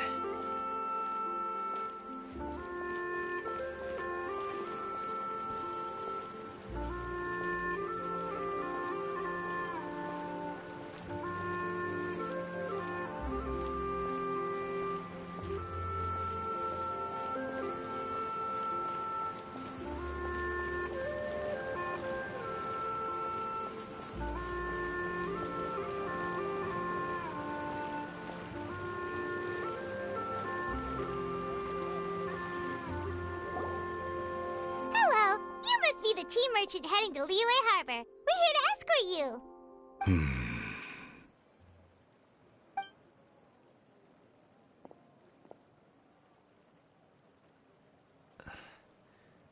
Dad?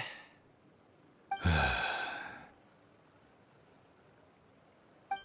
so you're Gaming's father. It's nice to meet you. Just leave this delivery to him. Trust Paimon, he's got this in the bag. Gaming is super good at what he does.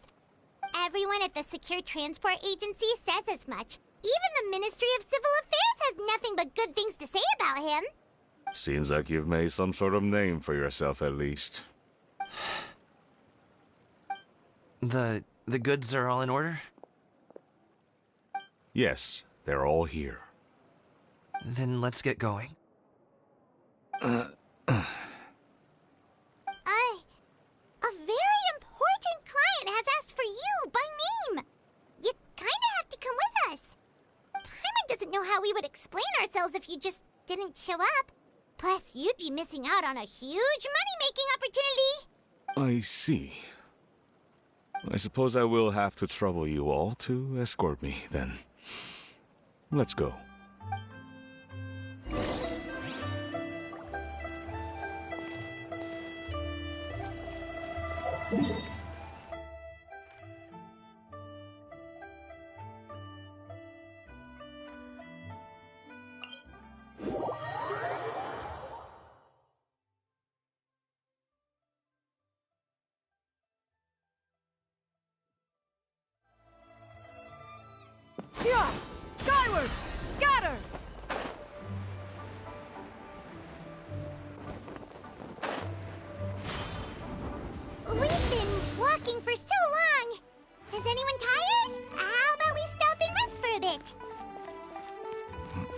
fine. Gaming, don't you usually have some delicious snacks on you? Come on, bring them out so we can share them. I'm fine. Thank you. But the winter melon cake he gave us last time was so delicious. Have you ever tried it before, Mr. Ip? Paimon.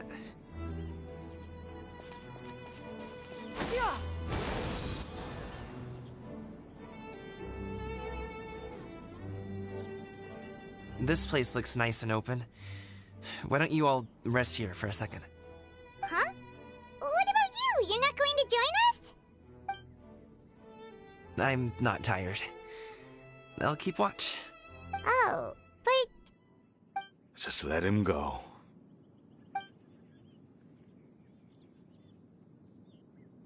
Okay, we'll just share amongst ourselves then. Did you know, Uncle Ip, that the flavor of these cakes changes depending on... Halt! Who goes there? It appears that one's movements were overly conspicuous. Enough of your musings. Focus. Focus on the matter at hand. Present your exquisite ornaments at once. Indeed. Bring them forth readily and without protest. Ah! What do we do? It seems as if these two are acting alone. It won't be difficult to subdue them, but they might have something else waiting in store for Dad. The best way to keep him safe is... leave this to me. I'll handle them. Traveler, Paimon, take my dad and the goods away from here. No, Gaming.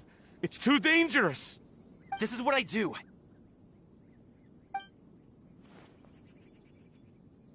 A thorny foe indeed.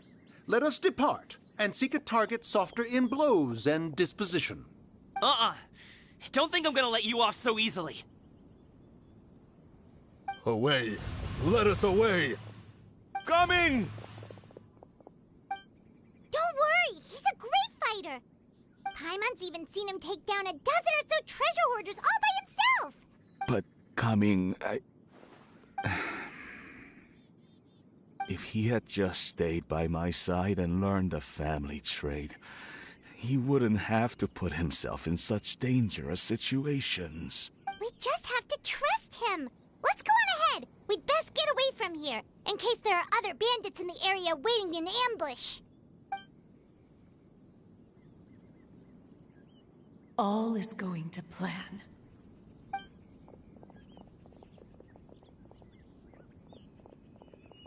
Okay, we should be good to stop here. Yangli? Oh no, what is he doing here? Good sir, please, listen to me. Reel in your line and leave this place as quickly as you can. There are bandits in the area.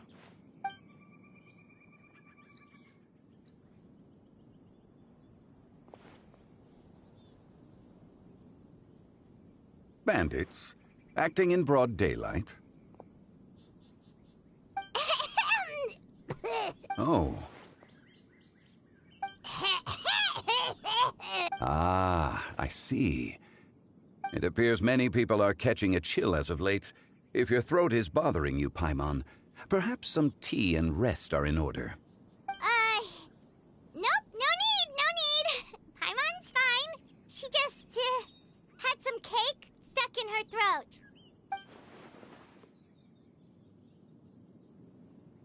If there are indeed bandits in the area, then we should inform the Millelith at once. Oh?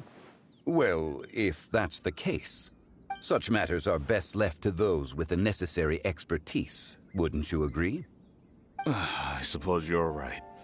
If ordinary people like us got involved, we would only cause more trouble.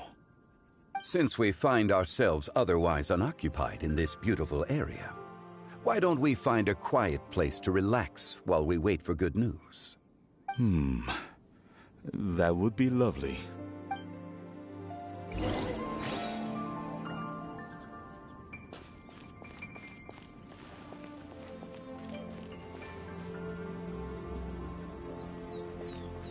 Yeah! Skyward! Scatter!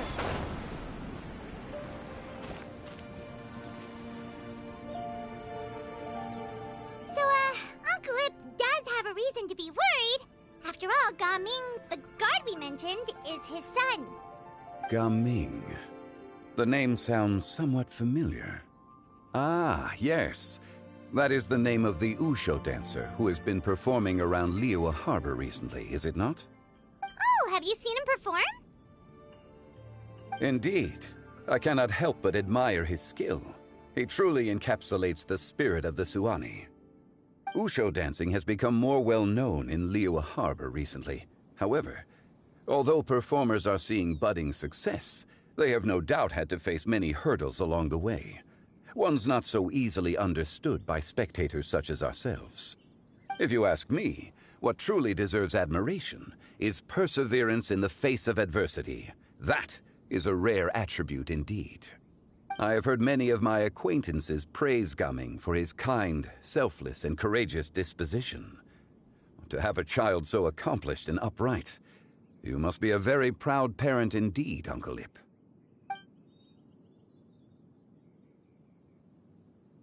Seems like Zhongli has decided to skip the formalities. Well, he's a hard worker. Yes. You should be sure to tell him you think that when he gets back.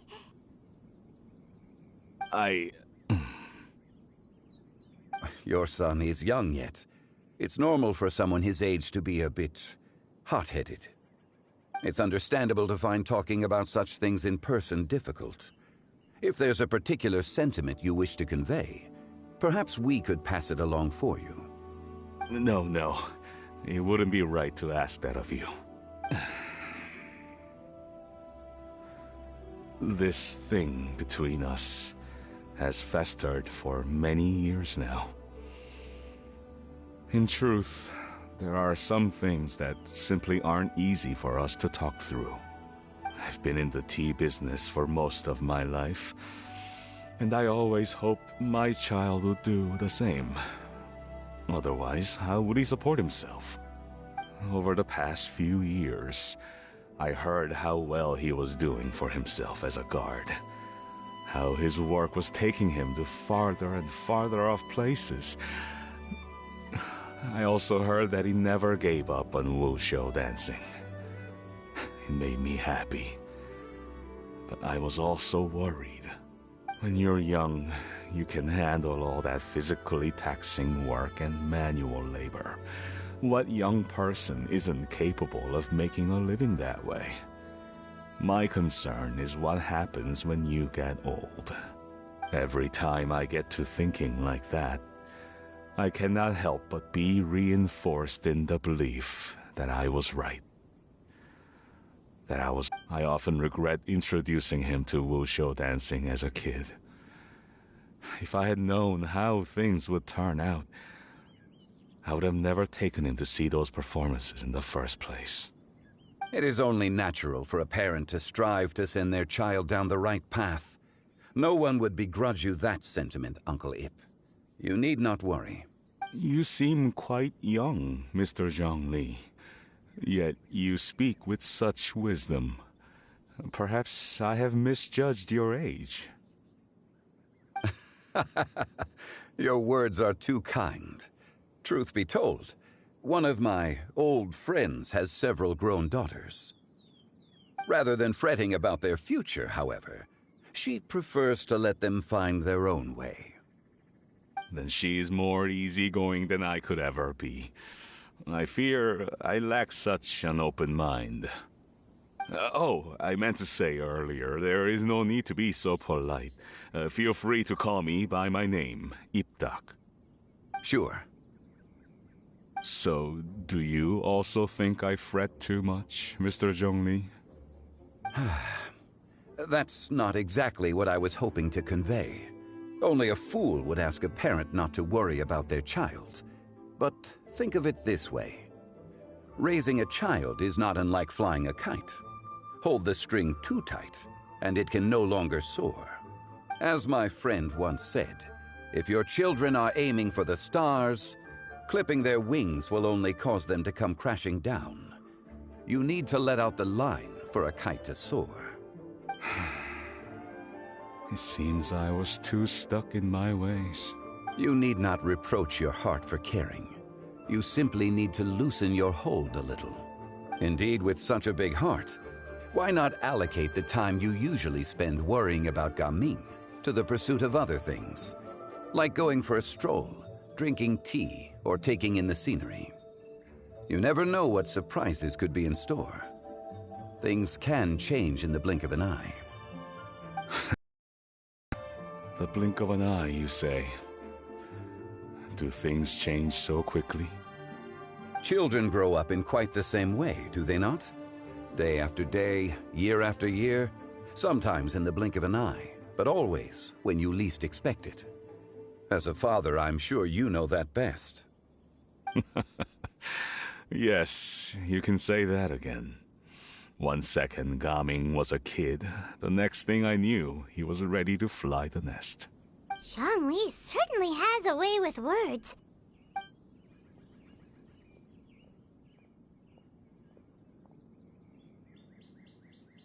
Oh, Gaming is back! Hey, Gaming, we're over here! Dad, Traveler, Paimon. Good, you're all here. Oh, and Mr. Zhongli from the Wangsheng Funeral Parlor? You're here too? A fated meeting indeed. We were just enjoying some pleasant conversation.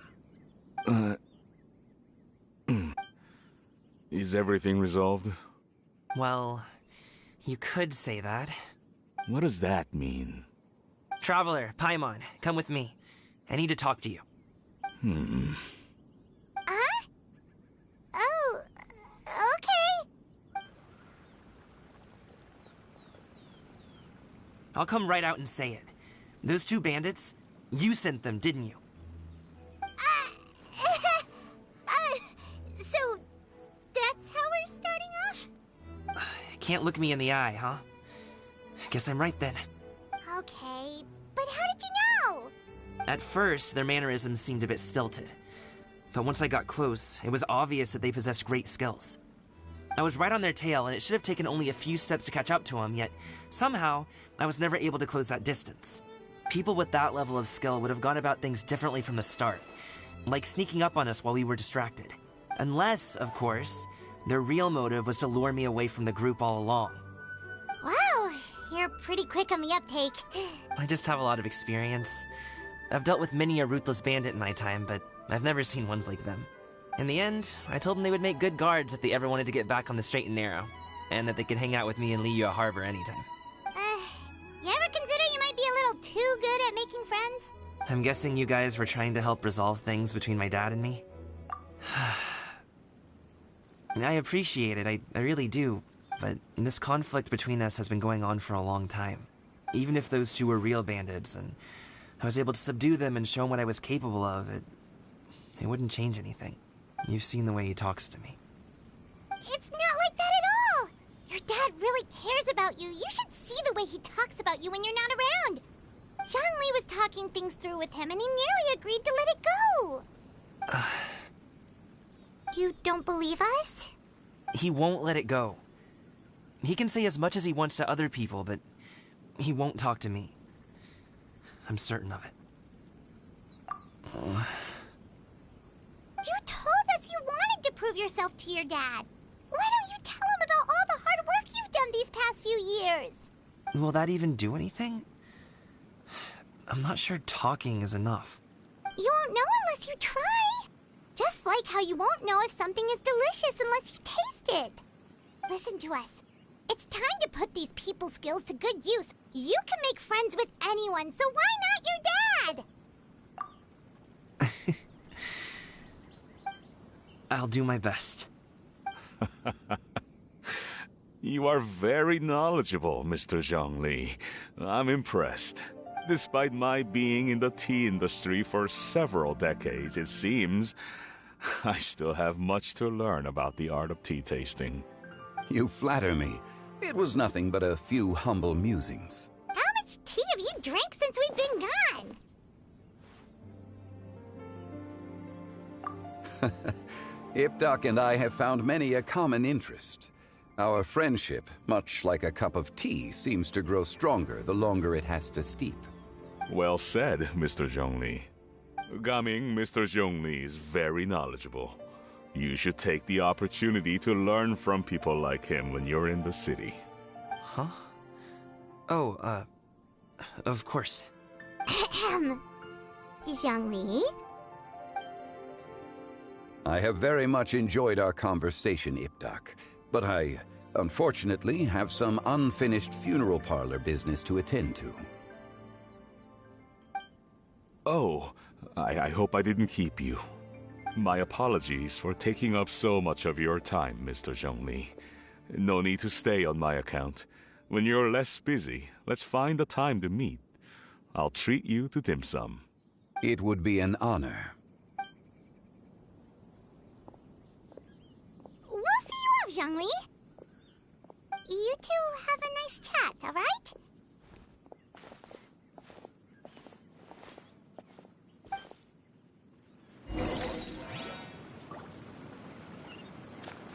Yeah! Skyward!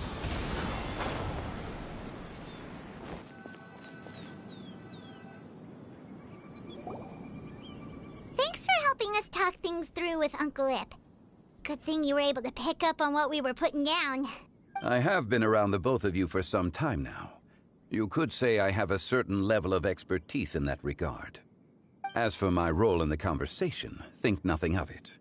I hardly did anything noteworthy. You never change, do you?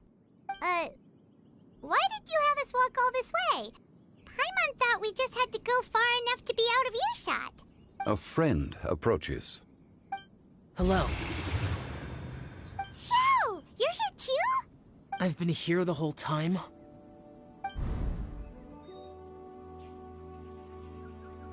A ghostly kite. Could that elusive Director Hu be coming to Wangshu Inn once again? What is she doing here? I suppose it matters not.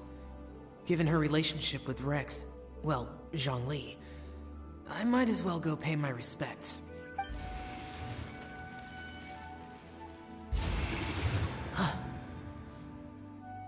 It's you. I thought you were Director Hu. Ah, your arrival is most fortuitous. Do you want to try out this new gadget? The addition of the power source makes the takeoff more stable. It's just that... He seems quite immersed in the study of this device. I fear it's almost too stable. It completely negates the pleasure of seeing one's kite sway with the wind. It's a bit of a shame.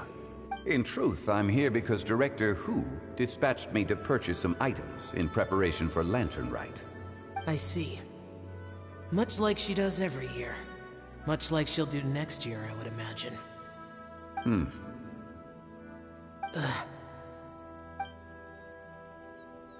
I wrong? Or has she once again sent you out to buy, what is it, sesame oil or something?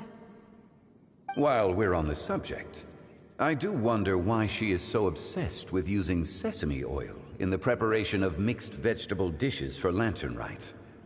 A recommendation from Xiangling, perhaps. What do you think, Xiao? I've only met Director Hu a few times. I'm hardly the best person to ask.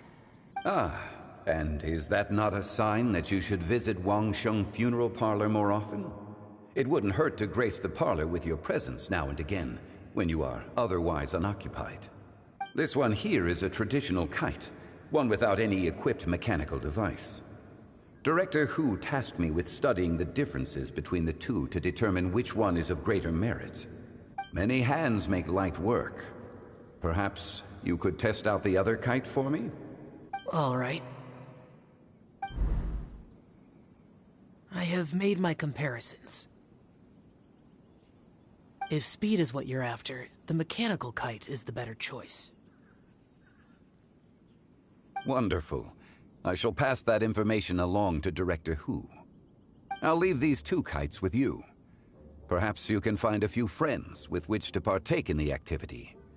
You might find it to be an enjoyable use of your time. Oh, wait. Who enjoys kite flying? Well, I would imagine someone of your talent and wisdom is more than capable of finding out. You were testing out the kites for Hu Tao and even roped Xiao into doing it for you? Paimon didn't ask earlier because the situation was awkward. I would hardly say I roped Xiao into anything. I simply sought the help of a friend. Besides, we did the testing together. Seems like our pool of competitors is growing. Do you like kite flying, Xiao? I suppose I neither like nor dislike it. Although, watching a kite gradually ascend into the sky does bring me a certain peace of mind. Perhaps they're a bit like Xiao lanterns in that way. Kite flying is also a pleasant form of relaxation. Have you ever thought about making a kite, Xiao? Cloud Retainer taught us how. We can teach you if you want. There's no need. Menogius was the only Yaksha among us who had an interest in matters of ornamentation and design. When Lantern Rite is over, come find me near Pervasi's temple if you have the time. It's getting late.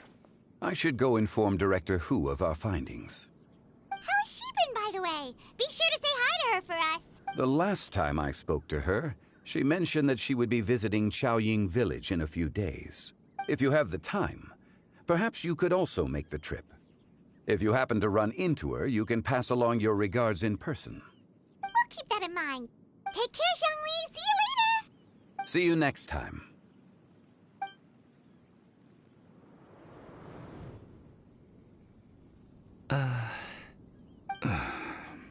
Coming. You can go first. I don't have anything to say. Then I'll go. I still don't want to leave Liyue Harbor. Oh. I can't say I support that decision, but... Hey, let me finish before you get all worked up. Sit, Shenhe, sit. You must be tired from your journey.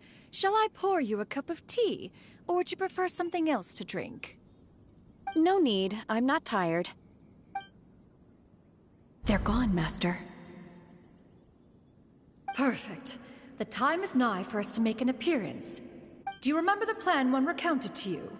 Yes, Master. We aim to give them a demonstration of familial love. So I'll have whatever you are having. All right. What are Auntie Xianyun and Shenhe doing here? Just how many people are involved in this scheme? I suppose all I can do is just take a seat and see what happens. Perfect. I just so happen to have bought some Sunglow tea recently. It's quite the delectable variety. Or it would be if one has not been forced to drink it every day in the hopes of whittling down one's considerable stash. One has more than had one's fill already. Oh, forget it. Such thoughts detract from the present need to keep up the conversation. Has work been busy during the holiday season? Do you need my help with anything? Drunk guests can sometimes cause trouble, but I deal with them as you taught me, by pinning their heads against the table. Are Auntie Xianyun and Shenhe serious right now? Oh dear. While one was busy orchestrating this act, one seems to have forgotten about Shenhe's various eccentricities. What I meant to ask was, have you made any new friends? We live so far from each other. It would be a great comfort to me to know you were surrounded by good companions. You already know of my past circumstances. Recently, I've been conversing with Guoba in the kitchen at night. Guoba can't talk, but his companionship is a comfort. The poor child. Her one friend can't even talk. I guess maybe Gaming is not doing so bad after all. Perhaps I've been too hard on him. Let's move on, shall we? Do you have any plans for today, Shenhe? How about we do something fun? That sounds about right. Take her to do something fun, and perhaps she'll loosen up a bit. Like we used to do when we would carry stones up and down the mountain from dawn until dusk, picking herbs to eat for dinner along the way? If that is what you ask of me, then that is what I shall do. Dad, here, have some tea. Or no, wait, let's not have any just yet. Yeah. I simply can't listen to that any longer. Coming. I'd like to finish what I was trying to say before. I don't support your decision to stay in Liyue Harbor, because living there is too hard on you. If you come home, there will be people to help you. I'm not saying we have to live under the same roof. I know our personalities are too similar to avoid butting heads. But you'll have your entire family around you. Your aunts, uncles, they'll all do whatever they can to help. You could get a less taxing job, and we could grab dim sum together from time to time.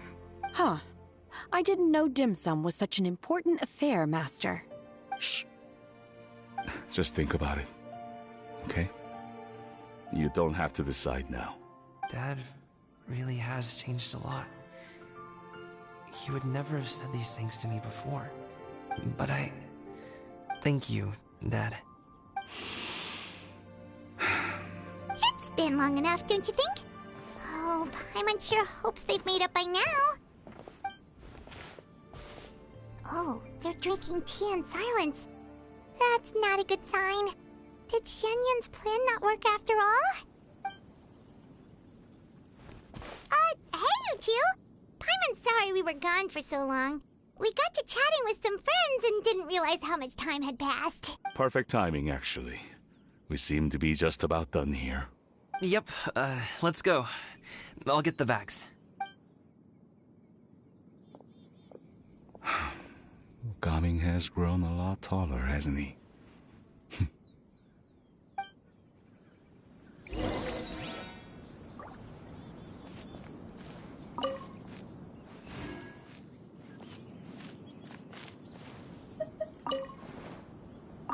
Master, did I say something wrong earlier?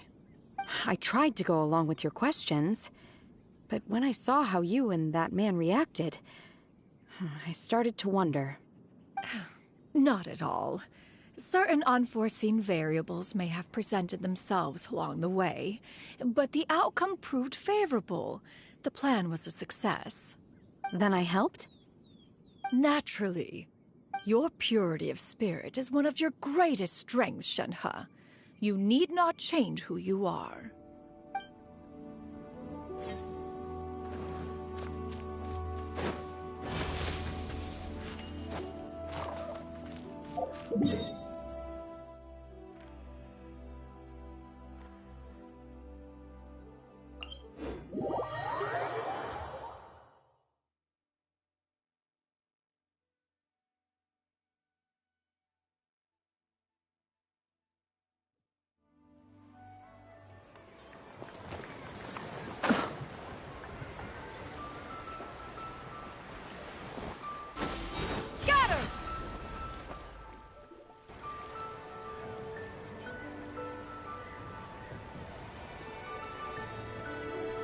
You must be Mr. Ip!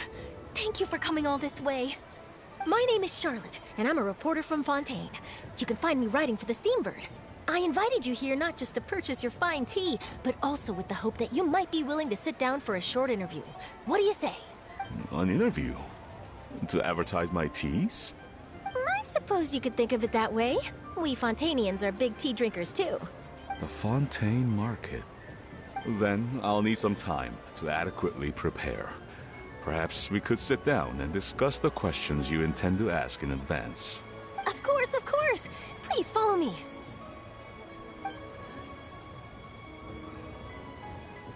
Is this person also involved in your plan? And here I thought I had lots of connections. I suppose I've been humbled. You sure know all kinds of cool and important people. Over here! Yoo-hoo! Over here! Huh? What? Auntie Shenyun?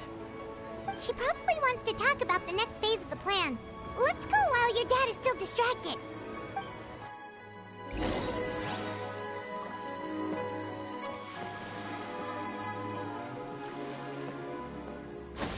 Skyward!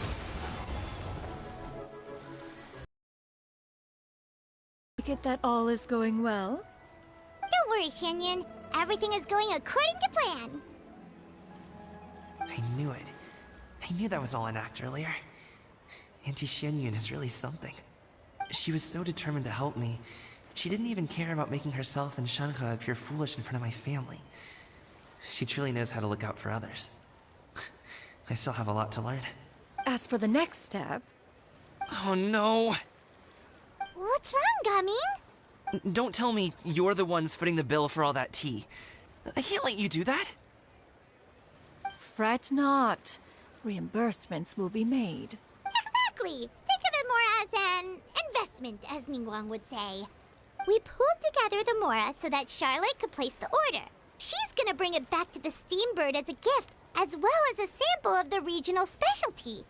Fontanians will probably fall in love with your dad's tea as soon as they lay their eyes on Charlotte's article. And once all the money from the new orders begin to roll in, getting our Mora back will be a piece of cake. Oh, okay. Business-related matters always seem to go over my head, but I refuse to let you all lose more on my behalf. I'll pay you back right now. We can talk about such matters at a later date.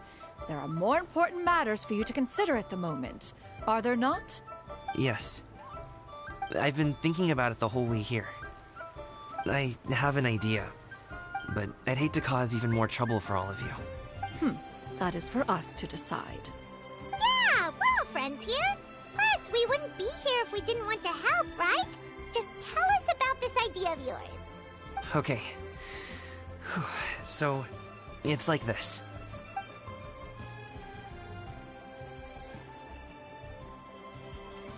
Got it! Just leave it to us.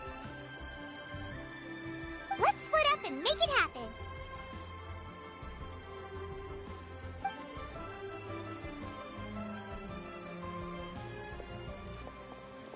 We need to do those things we talked about, but we also still have the kite flying competition. Since Xiao already tested out those kites for us, why don't we also go buy one of those mechanical thingamabobs or whatever they're called? We can attach it to our kite.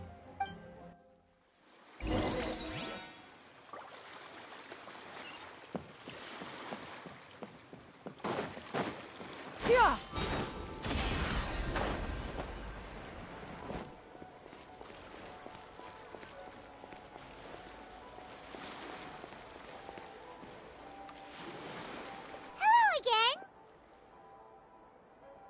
Welcome back! I see you returned from your trip.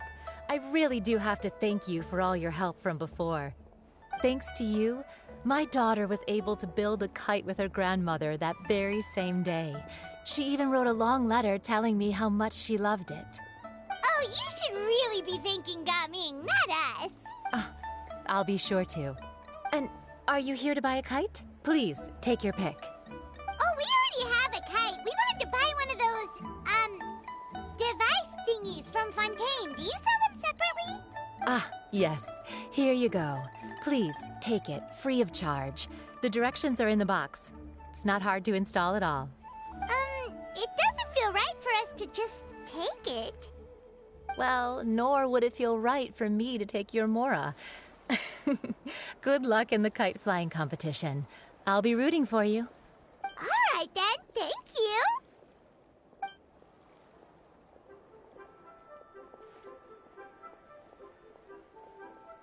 Phew, it's done. Let's get down to business.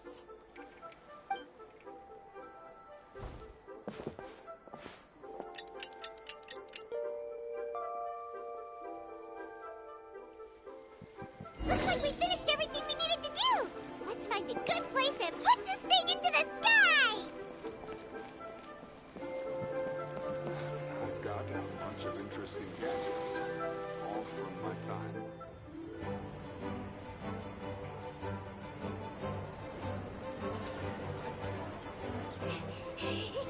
Chi-Chi, we're almost there. Okay.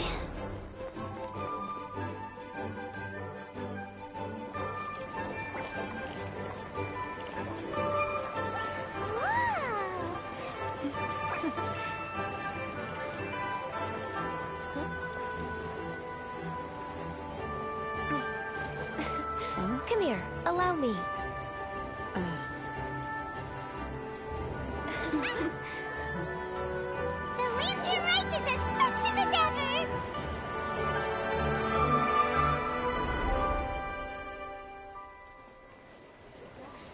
Huh? Oh, what's going on? Did something happen? What should we do? Oh, should we get the Millilith?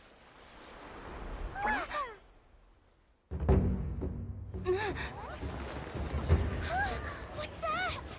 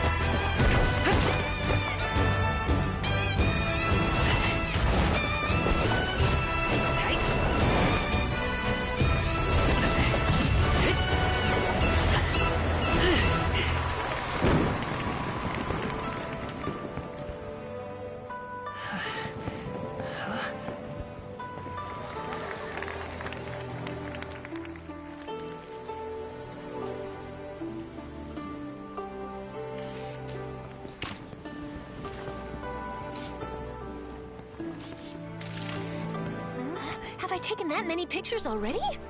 I need to load more film.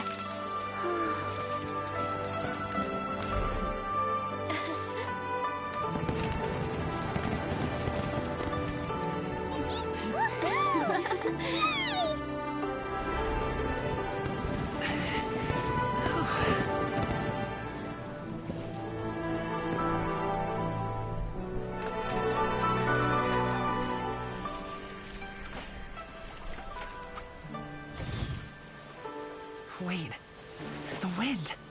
Oh my gosh! Mommy, I want a big kite like that too! Do you see that kite way out in front? It's so beautiful!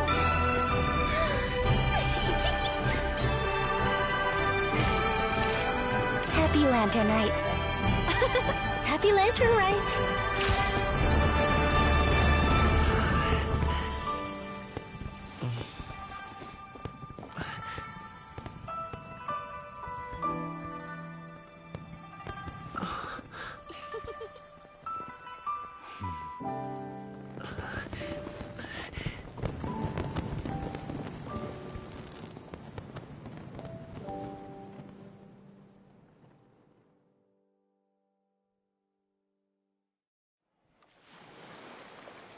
Gumming's performance was so cool, Paimon almost wanted to join in! You saw that, right, Traveler? Safely. Let's go find him! Oh! He's over there! Talking to his dad!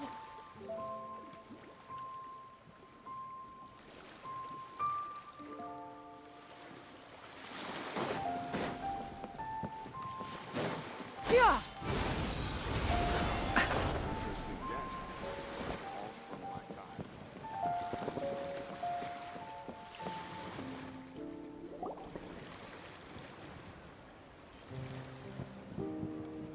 I think I'll head off now, if that's okay? Thank you, little girl. Do you want us to walk you back? No need, no need. Master is waiting for me right over there.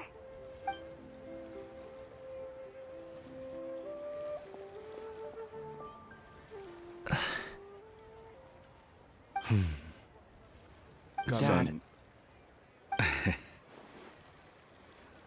I suppose I'll go first this time. Okay. Your performance I've seen many wushou dances in my time, but I've gotta admit, what you pulled off there was breathtaking. Wow. I never thought I'd live to hear you say that. You're serious about doing this professionally? Absolutely. I know it'll be difficult, but... Then it doesn't matter.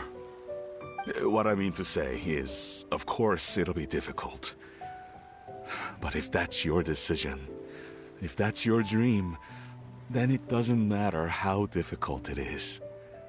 As long as you put in the work, then any obstacle can be overcome in time. Really, when I was young, I also... Actually, how about we save that story of my past for another time? All I really want to say is, I've changed my mind. Much like this kite, you also deserve to soar to new heights. Dad. Son. Son? Haven't heard that in a while. I bet you're wondering what's gotten into me saying all this. Well, a little bit, yeah.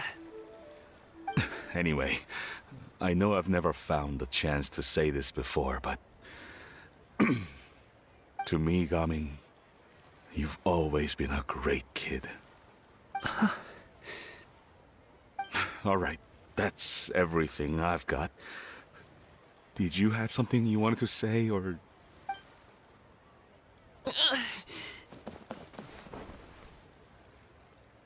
Seeing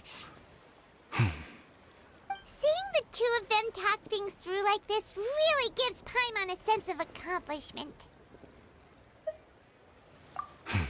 Now go. Over there. Your friends are still waiting for you. Huh? But you came all this way. I'll be staying in Liyue Harbor for a bit longer. When you have time, we can grab dim sum together. Your treat, right? Dad, honestly. Go. Okay, then I'm off. See you.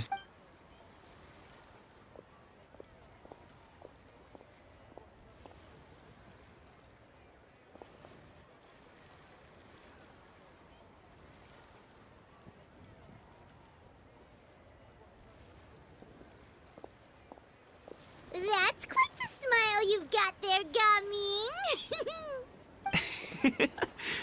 Really? It's nothing to be embarrassed about. I'd like to find and thank Auntie Shenyun, as well as everyone else who's helped me out. If everyone has time, maybe we could all get together and go fly a kite.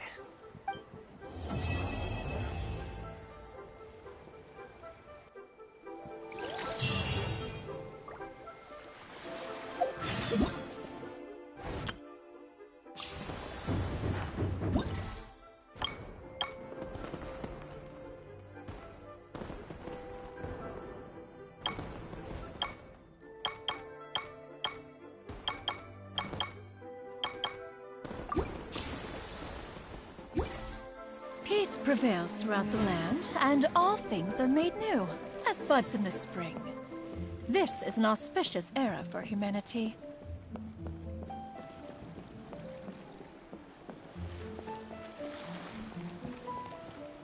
Oh, Lantern Rite was simply amazing. I'm not sure I'll be able to sleep tonight. Oh, that? Yeah, interesting story. It was invented by a guy from Fontaine. His name is Yildisin. He's always tinkering away at some mechanism or another. He's even asked the Steambird to write about his inventions on more than one occasion. I believe I have a direct quote from him about this particular one. Yes, here it is. The device is powered entirely by mechanical components without the need for any additional energy source. Basically, it's a manually operated cranking device. How high it can fly entirely depends on how much force you can exert. Combining this invention with a kite. What a great idea, right? Oh, my conversation with Mr. Ip went really well. I've already sent the first draft of my article back to the Steambird. It's a piece that contains all the pertinent information while also telling a story. I'm quite proud of it. Oh, that reminds me. I should thank everyone who made this possible for me. Especially that spirited lady with those peculiar turns of phrase. Miss Shenyun was her name, right? It was all thanks to your connections and creativity. I would have never thought I'd be able to bring such a special gift back to Fontaine with me. This was my first time experiencing a foreign holiday in person. It was so exciting! The festive atmosphere, the contagious holiday spirit, the profound, storied cultural traditions steeped in symbolism. Oh, I almost forgot. Kuching even gave me a kite with a poem on it that she wrote herself. It goes, "Dreams are like paper kites. With them do our hopes take flight. Sailing high above the clouds, they yearn for something more profound. Yet try we may and try we might. A deeper truth waits in plain sight. Though we hang our hopes in skies abound, many joys lie on the ground." I want to include this poem in my special feature on Lantern Rite. I'm sure a lot of people will love it. Yep, and happy Lantern Rite to you.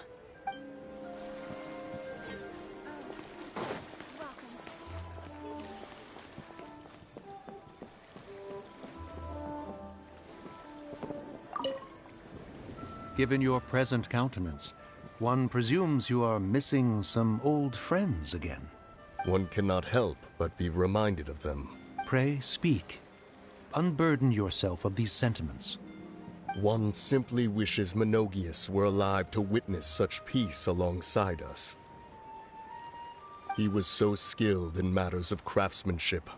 Kite making would scarcely prove to be a test of his capabilities.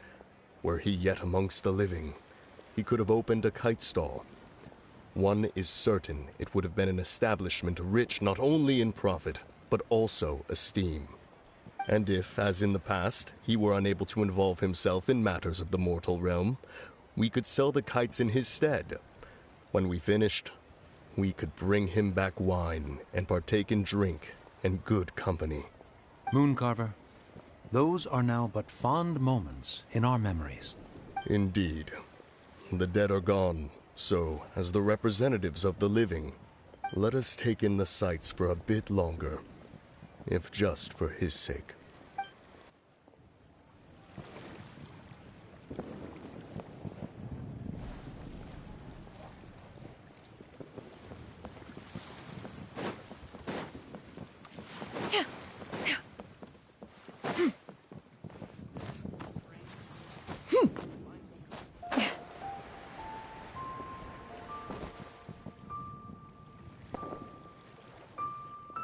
Yeah! Skyward!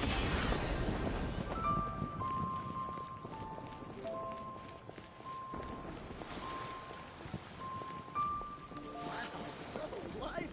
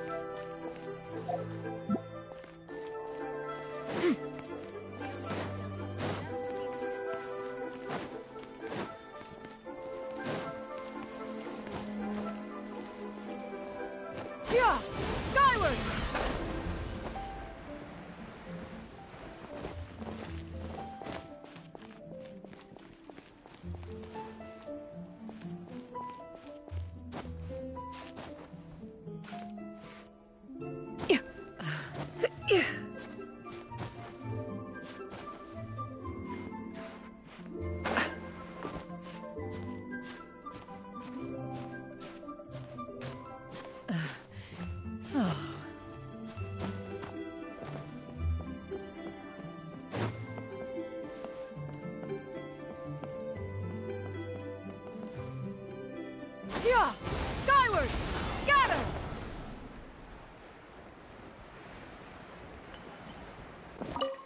Our kite is so high up.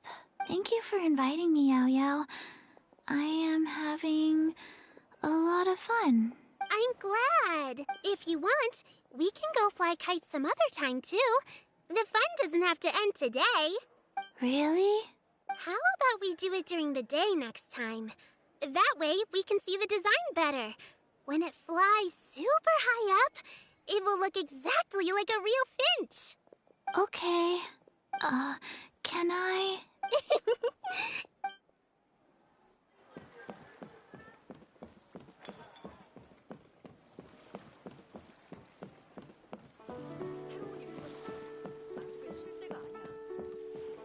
Bang!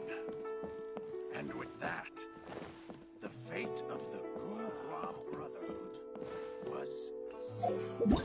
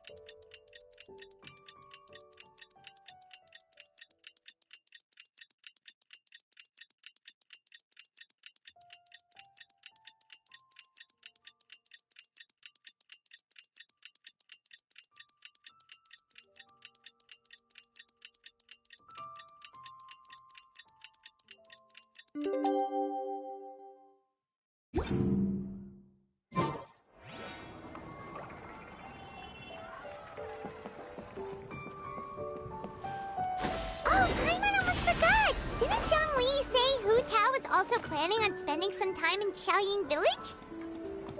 We didn't have anything else to do today, right?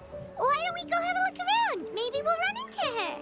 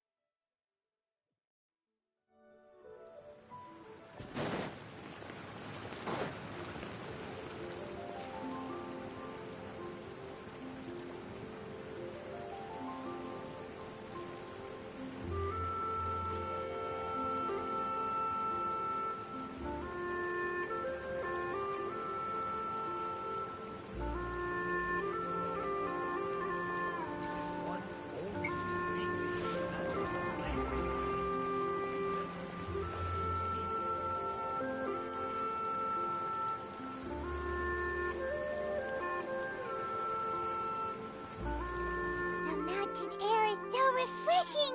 It makes Paimon feel like she could float around all day and never get tired! Cream! Gummies! Fuel fruit! Huh? Did you hear that? Sunshine! Blue skies! Good vibes! Right? So Paimon wasn't just hearing things. That voice sounds really familiar. Well, we've got the time. Why don't we go check it out?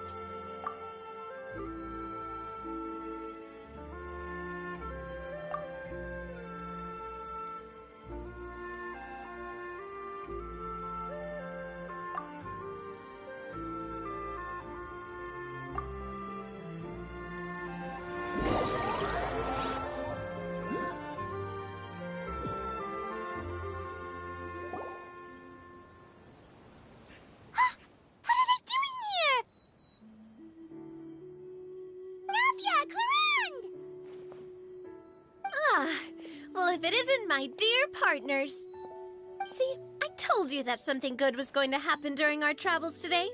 I have to say, sometimes the Steambird's astrology column is spot on. It's just your lucky day.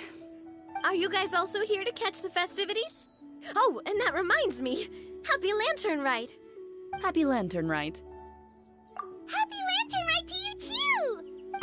Wait, if you're here for Lantern Rite, then what are you doing on top of this deserted mountain?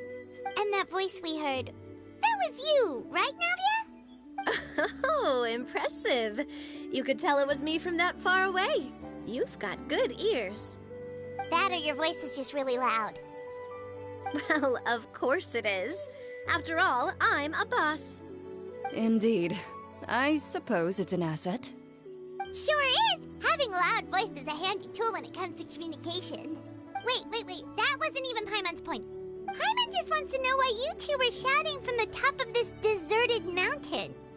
There was something about almonds, maybe? And buell fruit? Ooh, is it some sort of secret code? No, it's not a code. The words are meaningless. Perhaps, but the act of shouting was very meaningful indeed. That's just what mountain climbers do, right? After all the hard work it takes to make it to the top, as you stand on the summit looking out at the vast scenery, it's not easy to resist the urge to release those emotions. Exactly. You get me, partner. I was afraid that it would cause a disturbance, so I asked the locals around here, and they said it was fine. Apparently most hikers like to shout when they get to the top, so the locals are used to it by now. So, you see, it's not just me. I guess everyone shouts from the top of a mountain at some point in their life. Speak for yourself. When you're stressed, don't you ever just get the urge to do something for no reason? Not really. If I ever get stressed, I just go hunting. Oh, that's a pretty good way to relieve stress. What I choose to hunt depends on my mood. Huh? Anyway, why don't you two give it a try?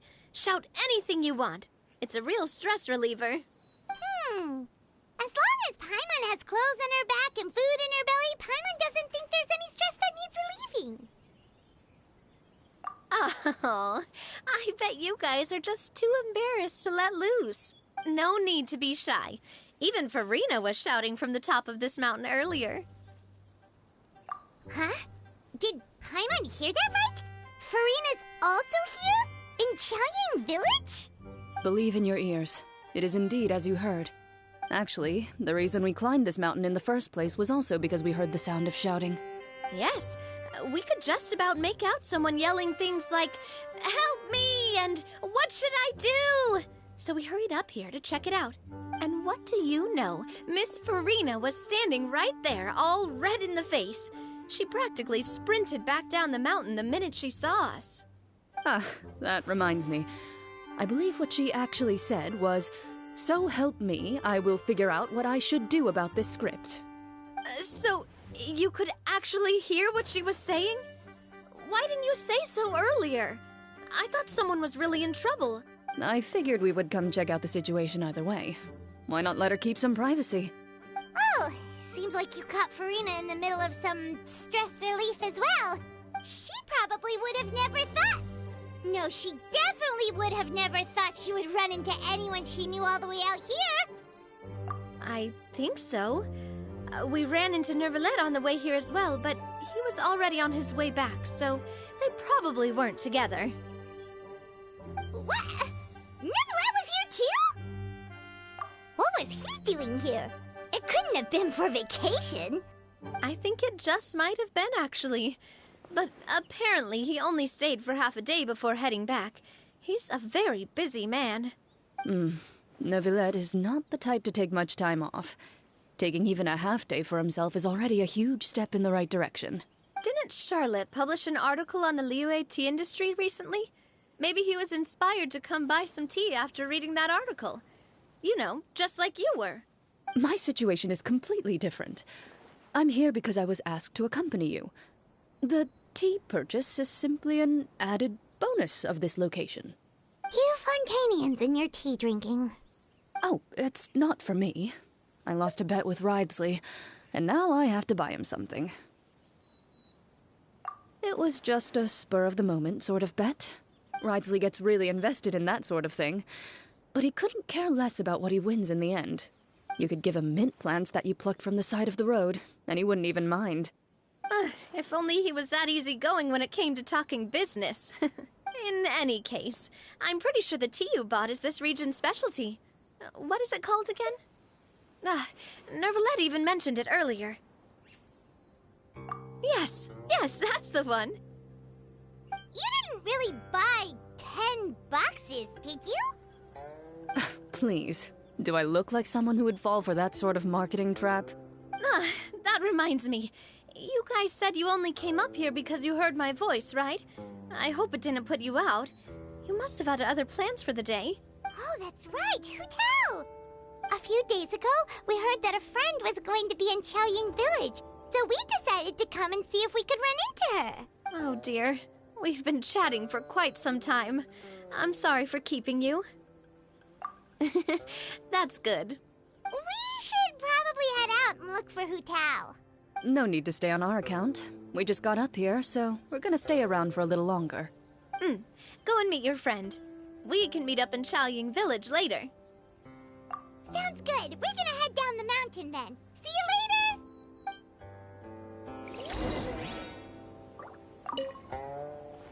What do I have to do to get you to yell from the top of this mountain?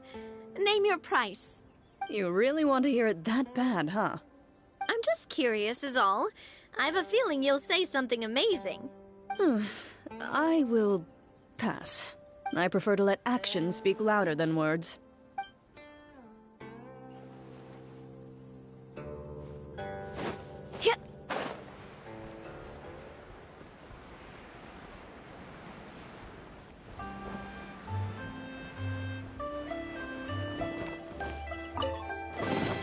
These could be salvaged for parts.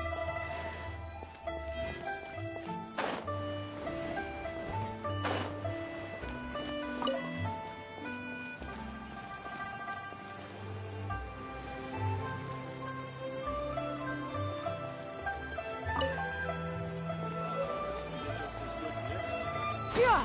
Skyward! Qiaoying Village is known for its tea. But you know what else they have with tea? That's right, dim sum! Didn't Gaming say something about dim sum being eaten in the morning? Oh, Paimon wonders if we can still get some at this time of day. Oh, well that's fine too. Paimon doesn't care what kind of tea it is as long as it comes with some tasty snacks. Now let's see what kind of yummy things we can find around here. Paimon's not seeing things, is she? Is that Farina standing between Zhongli and Hu Tao? Wonder what they're talking about. Zhongli knows a lot of stuff. Maybe he's telling Farina about Qiaoying Village. Oh, or maybe Hu Tao is trying to rope Farina into being one of her clients. Hey, this isn't the Fortress of Meropide. But Paimon could be convinced for the right price. Let's say loser buys the winner 3 huge bowls of seafood kanji.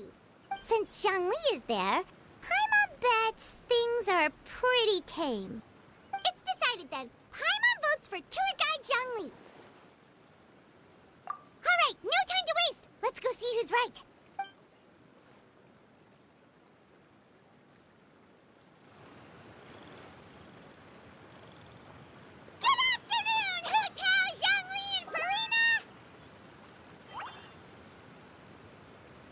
Great, now Paimon's shouting too. Oh, well, aren't you a sight for sore eyes? Seems like our luck just keeps on growing. That we were able to meet you both without prior arrangement must mean that this is quite the serendipitous meeting indeed. Huh? Oh, so both of you are acquainted with the Traveler and Paimon then? I'm pretty sure you didn't learn that one from me. I must admit, I am a bit surprised to see you here, Traveler. But seeing as you're a hero who's been all over to that, it makes sense that you would be well-traveled and well-connected. Since we have found ourselves in each other's company within this fertile land, allow me to take this opportunity to wish you a happy Lantern Rite. It appears you have been to Fontaine, then. Given your proclivity to spread good deeds wherever you go, it's no surprise that you would make the acquaintance of a celebrity as illustrious and celebrated as Miss Farina. That's quite high praise. What I mean to say is, you flatter me, Mr. Zhongli. Although I've built up a certain following within Fontaine, it is no reflection of strength or wisdom. I stand before you right now as nothing more than an ordinary traveler in search of beautiful scenery and creative inspiration. There is definitely more to Mr. Zhongli than meets the eye. I could tell as much from our conversation earlier. Given his breadth of knowledge on both academic and worldly matters, there's no way he hasn't heard about what happened in Fontaine. Is he just feigning ignorance for my benefit? No. You're no common tourist. I simply won't have you talk about yourself that way. Oh, does that mean Hu Tao also knows? You may not have heard, friends, but... Miss Hu Tao.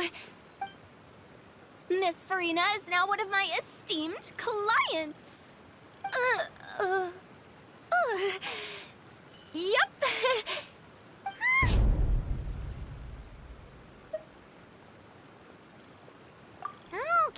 Okay, you win. Guess Paimon will have to break into the hidden stash at the bottom of her shoe. What's this about winning something? Don't tell me. You two were placing bets on us.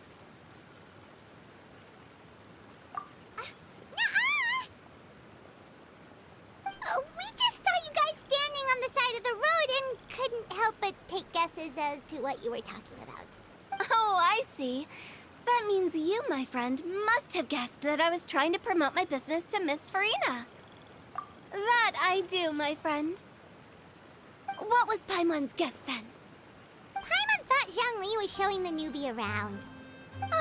By newbie, you mean me, right? If that's the case, then Paimon's guess was also correct. Oh, that's right. Mr. Zhongli was telling me about some great sightseeing spots in the area. Ha! You see? Paimon was right too! Since both of our guesses were right, there can't be a winner or a loser. Hey, don't be upset, Traveler. How about this? You buy Paimon a bowl, and Paimon will also buy you a bowl. As for the third bowl... Since I was the subject of the bet, perhaps it should go to me? You know, as a congratulations for the huge deal I just struck. I was just joking. Anyway, I should be the one treating you. The funeral parlor is about to bring in quite the sum, after all. Oh, Paimon almost forgot to ask about the most important question. Did, something happen recently, Farina? Huh? What do you mean? Well, you know, with you enlisting the services of Wangsheng Funeral Parlor and all. Oh, well, yes. Really? Oh, no. Paimon is so sorry for your loss. Although Paimon may have not known the person, please accept Paimon's deepest... Whoa, it's not like that, Paimon. Huh? But Paimon just thought, since you hired the services of a funeral parlor and all... Hey, it's not that big of a stretch. Really, Paimon? It's not like you don't know me. Do I look like I know anyone who would ask me to coordinate their funeral?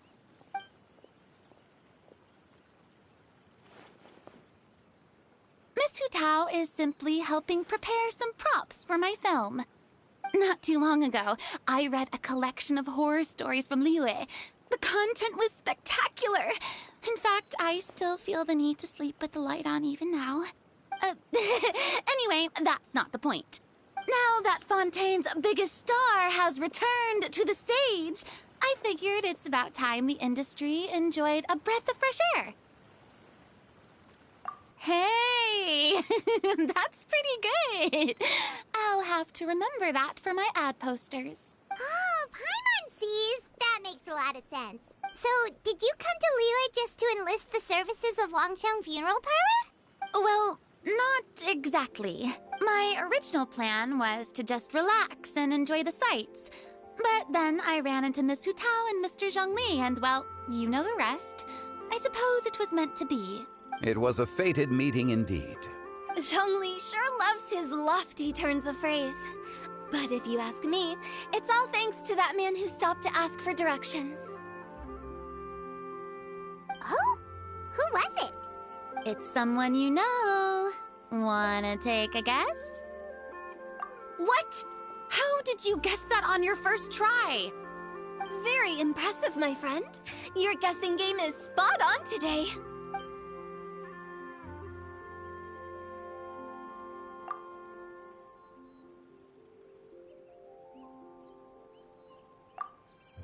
Huh. Paimon never thought Neuvillette would be the type to get lost. I'm sure he didn't get lost. Even I was able to find my way to this place without any trouble.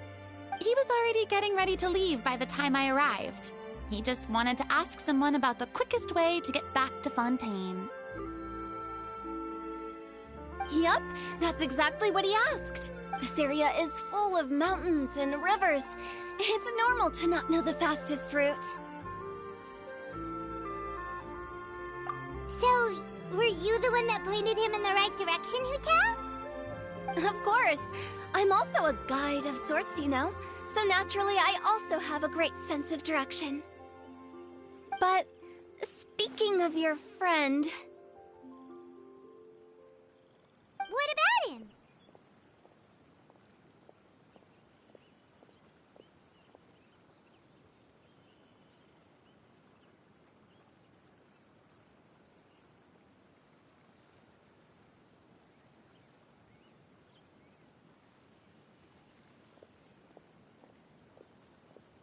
He doesn't get out much, does he? Ah, no wonder. He was stiff as a board and way too polite. I would have never guessed he was here on vacation if you hadn't told me. All in all, he was only here for half a day. I'm pretty sure he's the only one who would consider that to be a vacation. Oh? This gentleman you speak of must keep a demanding schedule. I'm sure he does. You didn't see him, but he was dressed like he was about to attend some important meeting. It wasn't anything like what someone would wear on vacation. Is that so? Wait, you didn't see him, Zhongli? Unfortunately, no. At the time, it appeared as if Director Hu and Miss Farina were having quite the productive conversation. I know matters of business can take much discussion, so I decided to fetch some tea for them. What a shame. That gentleman seemed like a sophisticated sort of guy. I actually think you two would have hit it off. Is that so?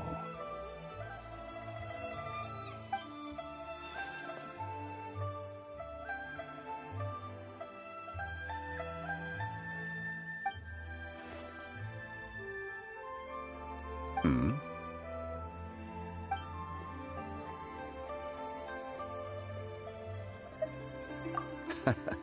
To borrow Miss Farina's turn of phrase, perhaps it just wasn't meant to be. Well, with the traveler around, I'm sure you'll have a chance to get to know each other at some point. That's right. She's got more friends than she knows what to do with. Well, that's certainly true. Oh, that reminds me. If you get the chance, you should try and talk to Neuvillette into loosening up a bit. Just tell him the Palais Mermonia isn't going to fall apart if he disappears for a few days. He shouldn't keep himself cooped up all the time. Even clams open their shells to let in fresh water every once in a while, right? If he's really that much of a stickler for protocol, he can fill out a leave of absence request. He'd have to approve it himself since he handles that sort of thing now, but you know what I mean. Seems like this gentleman is also in charge of something pretty important.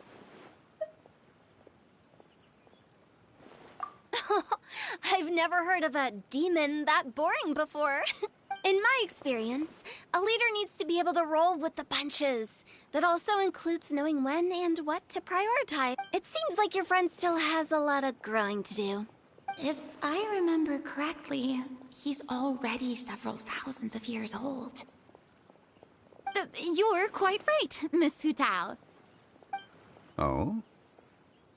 Traveler, Miss Farina, those two individuals over there appear to recognize you. Oh, it's Navia and Clorand. Hey, over here!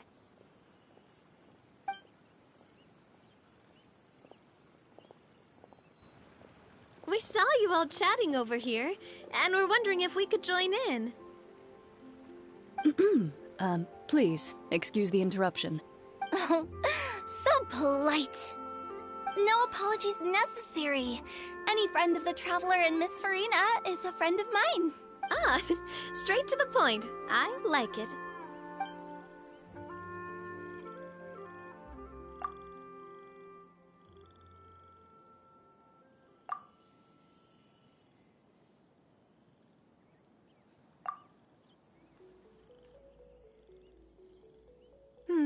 It's getting late. If we want to catch a boat back before dark, we should probably get going. Indeed. Then, Miss Farina. Oh, yes? When are you planning to head back? Do you need us to escort you? Oh, I don't think that will be necessary. I mean, you're not my subordinate anymore. You don't need to look after me. I didn't mean it that way. It's normal for friends to travel home together if they run into each other on the road. There are a lot of mountainous roads in this area. I imagine they'll be even harder to navigate after dark. Exactly. Just like in those ghost stories. 8 paths converge in a wood. Beside them an old house is stood. If you dare to go inside, not a soul will greet your eye. But if you take a closer look, there may be something you mistook. A candle flickers to and fro, yet there is no wind to make it so. What is its secret? What could it mean? In this wood, where mystery screams.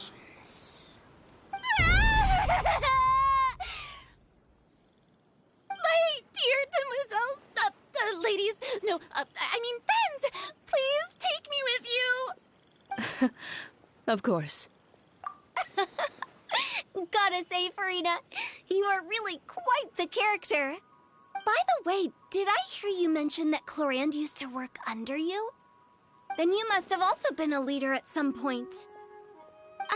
Well, that's, all in the past now. Besides, being a leader is hard. It wasn't the right job for me. I prefer how things are now. I can come and go as I please, and get to enjoy the sweet taste of freedom. I see. Well, you've certainly picked an apt place to relax. Xiaoying Village is an exemplary choice. Only the best. And I've learned a lot, too. Thank you so much, Miss Hu Tao and Mr. Zhongli. It's fine. You've thanked us more than enough already. The next time you're in this neck of the woods, I'll treat you to some dim sum in the city. Dim sum? Is that some kind of Liyue term for snacks or desserts? They are a part of it. It's basically a table full of as much tea, sweets, and good company as you can manage. Oh, so it's basically a tea party. Sounds great. Make sure to order the winter melon cake and the lotus flower crisp. They're so sweet and delicious, Paimon knows you'll love them. Ooh, okay. I'll be looking forward to it then. Wait, but didn't you guys say you were here on vacation? How come you're all going home empty-handed? Of course I am. I bought tons of fun things to bring home with me. A kite, a parasol, a little tin frog that jumps. Oh, and a stuffed toy of a mythical beast. Clorand is the one who didn't buy anything for herself. So all you're bringing back with you is that tea? And some tea-flavored hard candies. They're for Sigewin.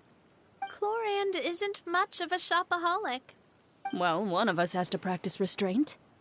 Hey, I'm hardly reckless with my Mora. I'll have you know, all the purchases I made today were well within my budget. Me? Oh, well, I bought some tea, of course.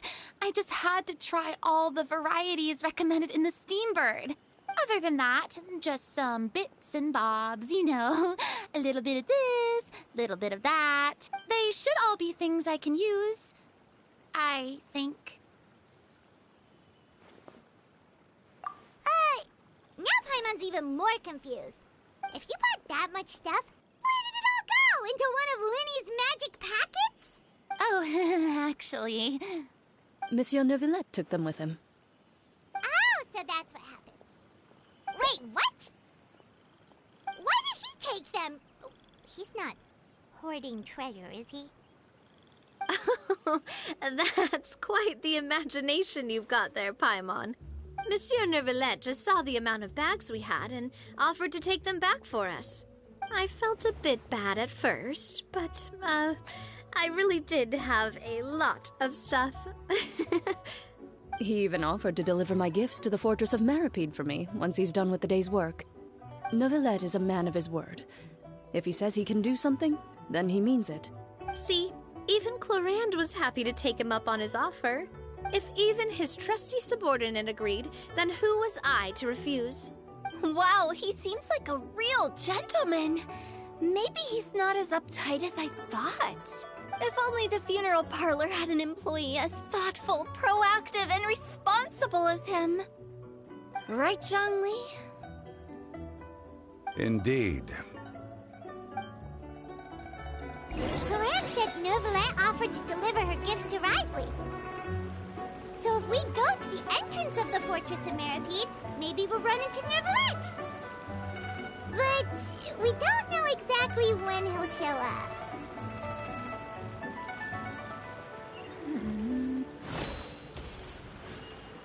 Oh, that reminds me. A new year of work is about to begin. If there's anything you want to talk about, Zhongli, you know you can come to me. I'm all ears. Does the director have any concerns? It just seemed like you were a bit preoccupied today, and much less talkative than usual. You barely said anything other than, "Is that so?" and "Indeed." If you ask me, I'd say you're having a midlife crisis. You're getting to be around that age after all. Is that so? Ugh. I jest. Given its distance from the city, Chaoying Village enjoys a much slower pace of life. Surrounded by such peace and tranquility, I also seem to have developed a proclivity for inactivity. I apologize for making you worry. I see. What do you think, Traveler? Is this atmosphere putting you in a lazy mood too? Wow, you are getting really good at these kinds of lines. Indeed.